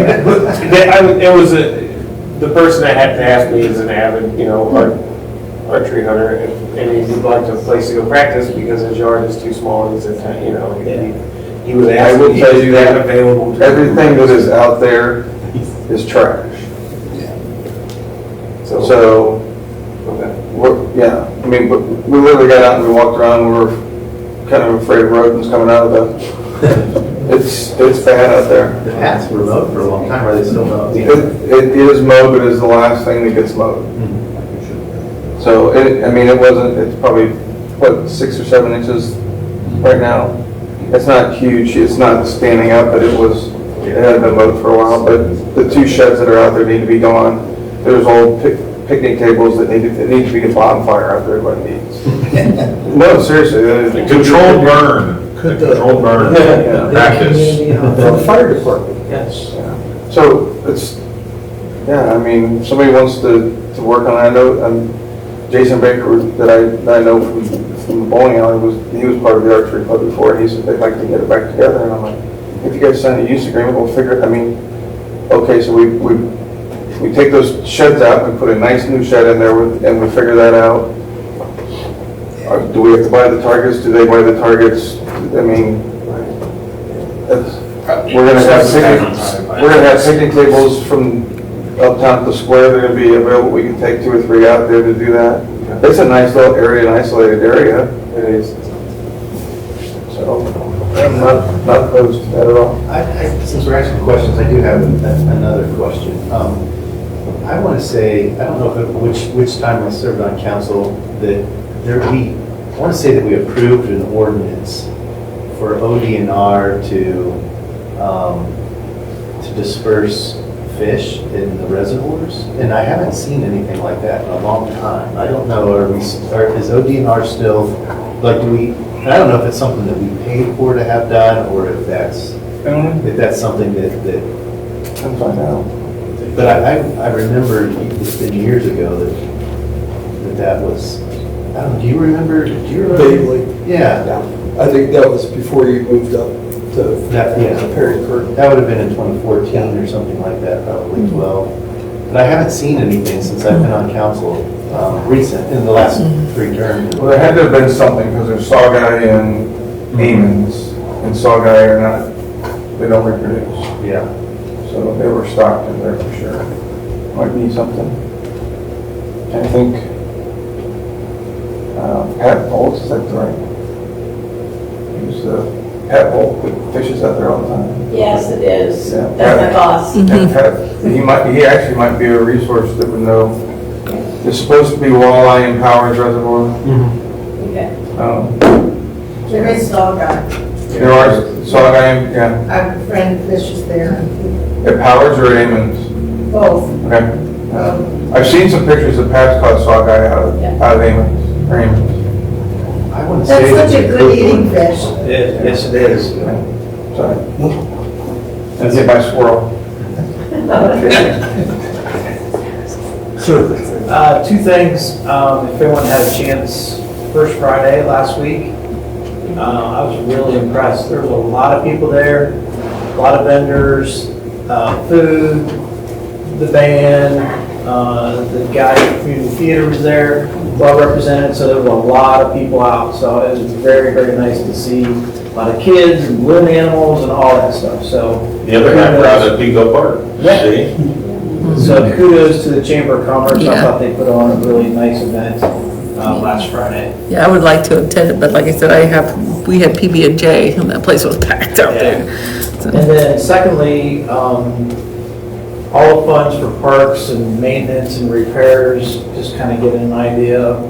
I can bring it up during a committee meeting, just kind of where things are as far as projects, what planned and budgeted. What kind of project? I mean, we had money set aside for maintenance at the parks. Has that process started? Yeah, I ordered $50,000 worth of benches and picnic tables before I went on vacation. So there's 18 park benches getting, that were ordered for all the parks. We've communicated with somebody to give it, so we can put concrete pads in so we can secure the benches on those. But it's like the aluminum benches at Icy and South Park and East Park, those are coming out. New park benches at the square, new picnic tables at the square, the picnic tables, and then those rectangular picnic tables at Icy Park are getting replaced. But those and the concrete picnic tables for up at the gazebo or on the back border, they have to manufacture those. So they're end of summer probably, but the benches should be coming in here shortly. If you go down to East Park, there was 2 dead trees that were removed. That's been done. Andy is working with, trying to get somebody to contract to fix the drainage at the older swing set monkey bars area of East Park. It floods back there. We're gonna get that tiled and drained. That was part of it. Andy and I went down and looked at the dugout, or not the dugout, but the press box at East Park that we talked about demoing. We think we got a plan of action for that. We're working with trying to get somebody to put the netting back up on East Park ball field and fix the dugout and all that stuff. We got a PO for the overlay of the tennis courts. We've got the PO for the mulch I think we got a PO for the mulch for the playgrounds, or not. Matt's working on the overlays on the Depot Pavilion and East Park Pavilion. That was part of the Freeze project. I'm kind of talking about Freeze projects all across the board here. Fisher Building is the inside is about done. They found some leaks in the roof. We're gonna get that painted, new doors. That's going forward. A lot. So, yeah. Concrete. Pickleball courts we're addressing. Yes, Andy and I went down there. There are 6 benches getting purchased for the pickleball courts, as well as he's going to work on the drainage problem there on the south side of the pickleball courts, and potentially maybe even putting curbing again before the fence in the parking lot, so that the water will hit that and then flow back instead of flowing onto the pickleball courts. So Andy and I went down and looked at that. But those Those benches at the pickleball courts will not be secured, so please don't take them away, but we're not going to destroy the pickleball courts. But there'll be 3 on each side, so. Do you think they might have a little left over for some landscaping around it? Potentially. The concrete for the pavilion at Ames? Yeah, Nikki and I spoke bad words under our breath today about that it's not completed. That's a point, that's a burr right now. It was supposed to have been done last week. It's supposed to be done in April. Okay. So waiting on contractor. Yeah. I can assure you that I've heard Nikki talking to Mr. Bonner to call the guy and say, let's go. Yeah. Because we ordered 6 or 8 picnic tables for that pavilion as well. New picnic tables for that pavilion. Will that have electricity? If there's a pole right there? Yes, I think so. But Eric has been talking with Jerry about that, but they're waiting for the concrete to be poured. Yeah, that before they do all that stuff. So, Yeah. no, I made Nikki take me out and drive around a little bit, so I didn't spend all the money. So, because when I go by myself, I spend a lot of money. But that was one of the places we drove by and our heads both started shaking when we saw the stone was still sitting in front of it. But when they run those tournaments, they use laptops to key in all the data from the players. Yeah. And it would be nice if they had a place to plug in a laptop. That's, yes. Barbara, did you say? I just wanted to ask about the High Seas Park. There's a man that plays music and he knows some people from Galion. And will we have the music in the park again? That's not been done by us, so I don't know the answer to that. That was First Federal, wasn't It it? was First Federal, and they stopped that several years ago. I would say of everything I looked at the parks and was doing the stuff with the freeze money, what I didn't do was to go look at the pavilion and the benches that are over by the sound stage. So potentially that's something to look at next year is to revamping that. When you were doing the uptown stuff, and maybe you said it, maybe you didn't, the trash cans, were you doing something? We're still, we're working. No, I didn't know if you had said something about it. We did not buy new trash cans. We're still trying to find lids to do that. It is a point of frustration for a young lady that's sitting over here. It's extremely frustrating. It's almost to the point. The problem is, okay, great, let's get rid of those and go buy new ones. No, I get it. They're $1,000 to $1,500 a piece, and there's 35 of them. So it's. Oh yeah, and she bought lids that were supposed to be the inside and the outside, and guess what? They're not. It didn't work, and they won't take them back. They were custom. So, Yeah. yes, The prototype they said fit. it's. Yeah, the rest of them didn't. What about the wall that you were? Oh, yeah, we contracted with the engineer. The engineer is he was out there with Jerry, because we were looking at it and the lights that are in the side of the wall, we went, that's not gonna work, we're gonna do a mural, so they're gonna change it and the electricity's gonna kind of go over the top this way, so you won't have anything on the wall, it's gonna go around that. And he's in the process of engineering, is not the right word, drawing up the design. It's going to give us 2 or 3 different options for how it's the face of it. So do we want to have a brick wall? Do we want to have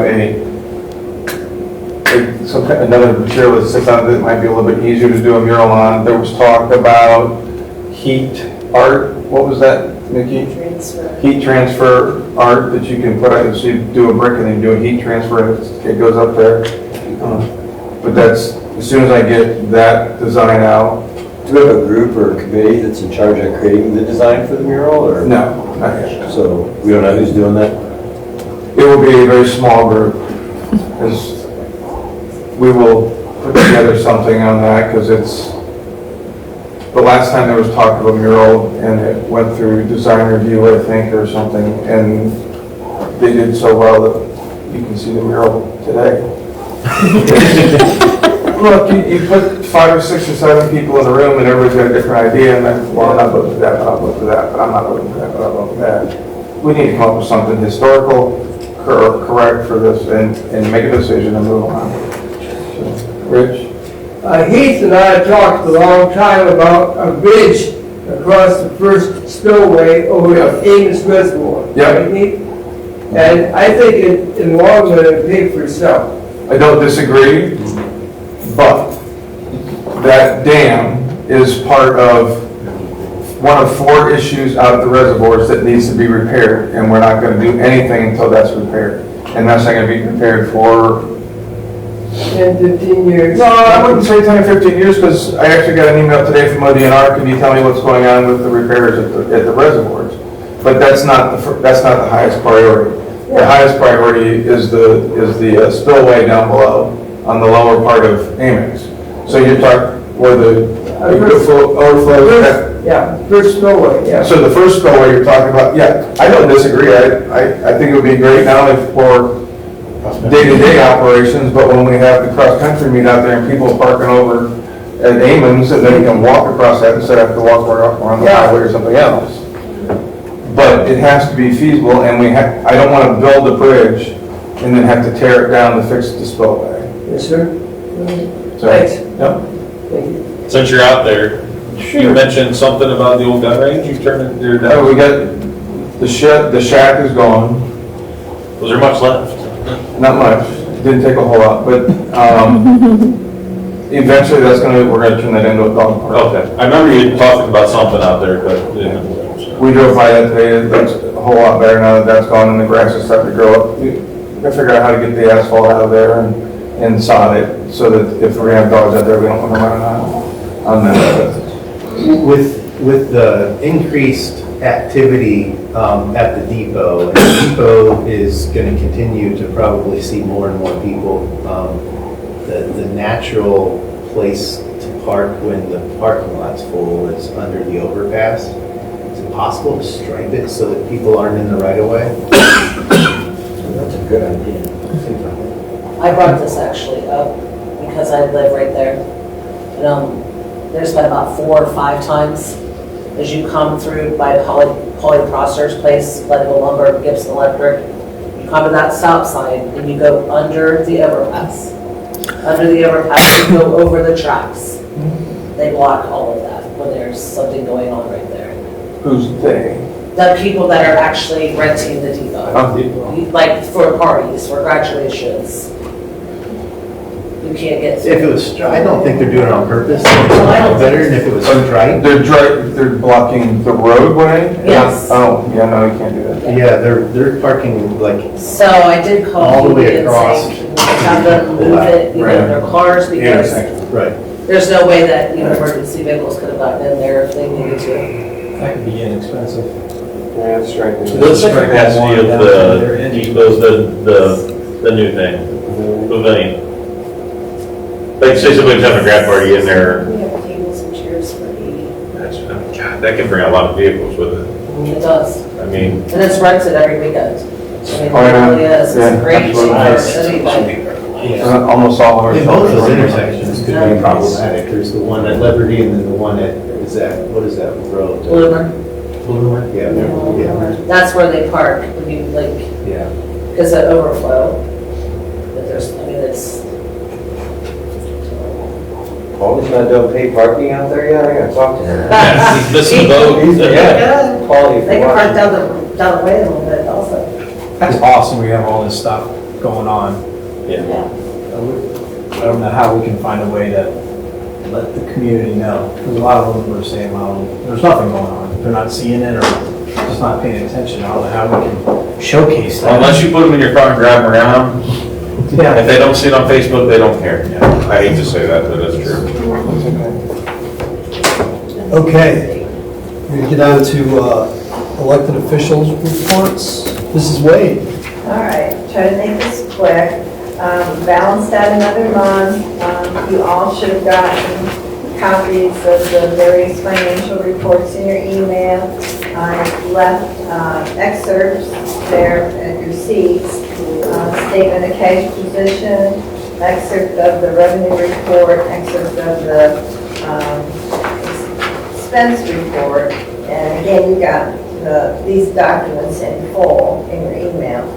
We're 41.67% through the year, and our expenses are at a little over 40%, so that's pretty good, a little bit low, which would rather be low on expenses. And the revenue is at about 40% also. So we're pretty much on target. And if any of you had fraud questionnaires to complete, all the officials that got those from the state auditors as a part of our audit need to turn those in. And I'm just saying, I don't know if any of you have forgotten, but if you haven't done it yet. Check your emails. I just saw it was due by, what, May 28th? Yeah. Yes, I got one. Okay. Yeah. There's a fraud questionnaire. Yeah. Oh, I already did that. If you haven't done it, please do it, because I can assure you that the state auditors will continue to harass Mrs. Wade until you get them done. Trust me on that. And she doesn't, the auditors do not want you to give them to me. They don't want anybody to intervene between you and your fraud questionnaire and the state auditor's office, so. Was it so did we print it? Yeah. Was it a problem? You can print it or just get with Julie and she can scan it and email it. Got it all right. Julie can do it for the council. Yeah, I can do it for the council. Yeah, if you get it to me, I can get it too. So I was printing them and giving them to Roberta's. I thought she was collecting them. No. So you get them to me, I will get them to them. Yeah. So. And they will. They'll keep pounding me for you guys. Sorry, Roberta. That's how that works. It's probably one of them. And I did want to mention a couple things that were discussed this evening. If you go down on South Boston Street by the railroad tracks, there were 3 homes there, the relatives owned, and they're having this huge amount of concrete work being done. I don't know if you've seen it yet, but it's really impressive. They've got a new sidewalk, they've got new steps going into the house, and they're going to have a wall put in. But anyway, there were 3 homes there, and one of them was in very bad condition, so they demolished that. And then the other 2, working up on this big concrete job, which is really impressive. But I think it's noteworthy that there still is some private effort towards demolition. So, I think this project is absolutely amazing. That But again, front porch looks great. Pardon? Front porch looks great. Oh, yeah, you With the see stone, it. yeah. Well, they've had, there's some huge trees they had to take out. Yes, Before they even yes. started on that. Yes, it was a mammoth project. I can't wait to see it when it's finished. And then one other thing, Mrs. Walters had brought up about the lights on the utility building. Oh, they look beautiful. They were on the other night. Oh. I 2 thumbs up, the downtown looks really cool with those lights on. They're beautiful. Yeah, I gave the mayor a thank you card.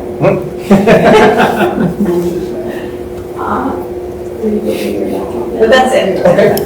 Too much progress.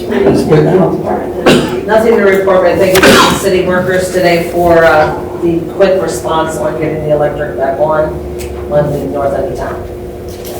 Very well. Thank you. Just poor squirrel. I know. We're squirrel. You chose the wrong wire. Mr. Bear? I'll take a minute, I have a couple of things, but I know it's getting late. One, I will note for the council's benefit, if you haven't been watching, the attempt to eliminate property taxes in Ohio has been delayed at least a year. They're trying to get it on next year, not this year. So that gives me a little bit more comfort as we're looking into budgeting towards 2027. It may still be an issue come 2028, but I do think that helps us at least in the short term. Especially when we have arrangements with Whitewood Township for joint services, so that's been something that's been on my mind. We've talked about a lot of construction, a lot of buildup, talked about private property. There are some things, we understand, I'll say I understand, I think everyone else does. If they come in and some of this water testing, a $10,000 repair bill is a huge thing for the average person.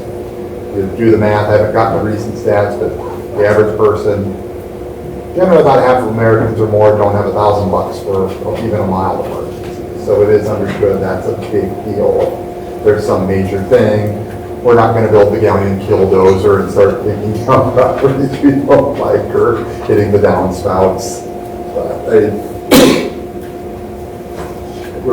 think there is progress being made. I was going to actually note I was grateful on the electric. That's one of the nice things about being here in Galion that I think people understate. Yes, things happen. The squirrel got the electric, which honestly isn't, in the scheme of electric, happens to a lot of places that a squirrel gets the wrong wire. But I'm grateful that the outages in Galion are consistently very short. It's not something that generally worries me. Usually things are back on in an hour or two, and it's not that big a deal. And I know it may be a bit of beating a dead horse, but we've just spent a decent amount of time talking about various parks, how many nice things we have in Galion. I drive by High Sea Park, I see how happy people are using that, how many people in the community are using it. I know how, I've been driving by the splash pad when I go see my grandmother over on the east side. People love that place. It always seems to be busy when it's open. I know other communities, and I rarely mention it, like, Cyrus doesn't even have a pool right now. Come over to Galion, we have nice stuff here. Sometimes because we're just used to it being here, we don't necessarily appreciate what we have. I know when I've traveled to other parts of the country, we think of Ohio as rural and not having much. Travel to good chunks of the country where they don't have nearly as nice or as many nice things as we have here in Ohio or have here in our community. And so there's reasons to come here, there's reasons to stay here and enjoy things here, there's reasons to come here from other communities. Like I said, our parks in particular, I've got cousins in the county who come in and like High Sea Park because of the nicer and stuff they have around where they're at, so. And on a positive note. Great. Mr. Mayor. Okay, council communication that was talked about. If you can't get a hold of your council member, call the city building, leave a message. Matt will take a message and will forward it to the council members. If you can't get a hold of a council member, you don't know how to get a hold of a council member, call up here, we'll take the note, we'll take the message and make sure it gets out to them. I'm sure that every one of these guys will respond to that stuff, so. Yep, and if they get to me, I Or can, Julie, yeah. yes, we can get that done, so. Tomorrow, I believe, is Clay Street site visit. For anybody that's bidding on the Clay Street project, if they want to bid, they have to be at the site visit. That's happening tomorrow. The bids will be the end of June, to take it down, hopefully, and the goal is that if you get the winning bid, you will be done by mid-October. The asbestos survey that was done out there came back clean as a whistle, so we are full bore ahead on Clay Street. Nice. Yeah, that's good stuff. I handed you all, and if anybody wants it, I have extra copies, or I will make you a copy. The 2 EPA reports from June the 4th. I give you those because I'm not sure that you've gotten them before. If you have, it's been emails and stuff, but I'm going to start giving them to you so you see what actually is out there and you can read them yourselves. One of them is a partial resolution violations report that is telling you the violations that were out there that are still outstanding. If you read through those, and there are 6 of them, at the very end, in bold letters, saying that the city is on plan with what has been accepted by the EPA to remediate those violations. None of those are new. Not a single violation is after 2024. No new violation. That's the document that's being out there, that's being presented, and every time everybody sees it, oh my gosh, no more violations. Not more violations, same violations. We have a plan and we're working on it. Okay? So, pass it out. If you want to see it, pass it out. The second one is from the site visit that we did last month. If you look at those, there are recommendations. Understand recommendation versus violation and notice of violation. Recommendation of things that could be done on that. The last report that we got, there was 35 to 40, somewhere in that. Recommendations, we're down to 24. So we've taken care of some of those things. And some of the things that are on there are being handled or already in the process of being worked at, as in cleaning up the fence line on the east side of the Dawson Street water tower fence. They want the trees cleaned up there so it doesn't damage the fence. Talked to Mr. Nye. Mr. Nye said, have at it, we'll clean up the trees, we're gonna get it done. Okay? Concrete fixing out at the park, out at the wastewater treatment plant, in the process, got a PO, gonna get it done. There's a fixing the roof at Powers Reservoir, we're gonna get it done. But those are recommendations, those aren't violations, so, you know, I recommend you fix the sidewalk out in front of your yard, in front of your house. Can you do it? Can you afford it? Is a mandate, is a recommendation? So I'm not taking it lightheartedly on that, but we're working on this stuff. Okay, we're working on the wastewater EPA violations. You have Mr. Brown here from Mustard. We've got that process started. Okay? It's a work in progress, and I certainly. Anybody wants to see these? Ask your council members. Come to council. Ask a question about the EPA violations or recommendations. Ask them. And we'll give you a straight answer. You may not like it, you may not think it's happening fast enough, but we're going to give you an honest answer. I assure you of that. Okay? Sounded like we had, I apologize, I can apologize. I was on vacation last week. And we dug up the time capsule, and it was successful. And there was concern about why it wasn't public. It's because the people that we had do it volunteered, by the way, along with Smith Memorial, to volunteer to help us dig that up. So they don't want a crowd up there in case something goes bad. But they've already published the list. It's going to be on display July 4th at noon at Heisey Park. The Historical Society's already got a plan in action of getting the documents to people. If you had something in there, or your ancestors, your parents or grandparents had something in there. Okay, little slip. So, it's working out. Okay. The fireworks show is on schedule to be July 4th. It's going to be bigger and better than last year. I guarantee you that. Maybe ever. It's going to be. It should be a good one. Should be a good one. Mr. Mayor, just to time into that, isn't Don't know. Go ahead. I already know the answer to your question.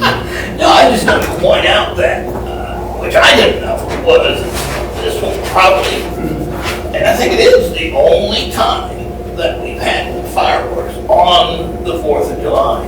Well, it's my first year as mayor. It's my birthday. I know it's birthday. There you go. I figured I'd check in for that one.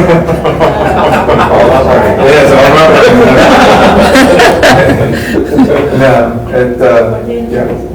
But as said, I believe that there's some other activities being planned. I wish I could tell you what that was for the party.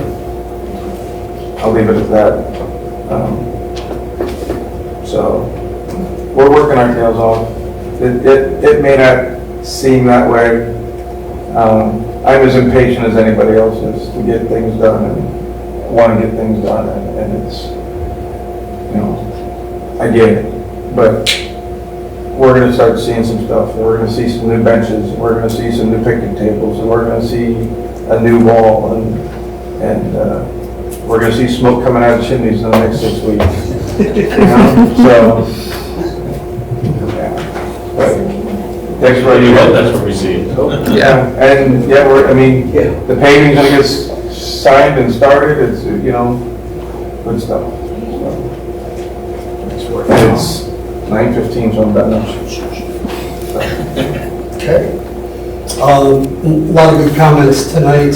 I think I want to stress everybody around the tables in this area is committed. So we're gonna put our chest out and keep on going. Now I need motion to adjourn. Make the motion. Mr. Wilkinson, Mr. Strickler, second.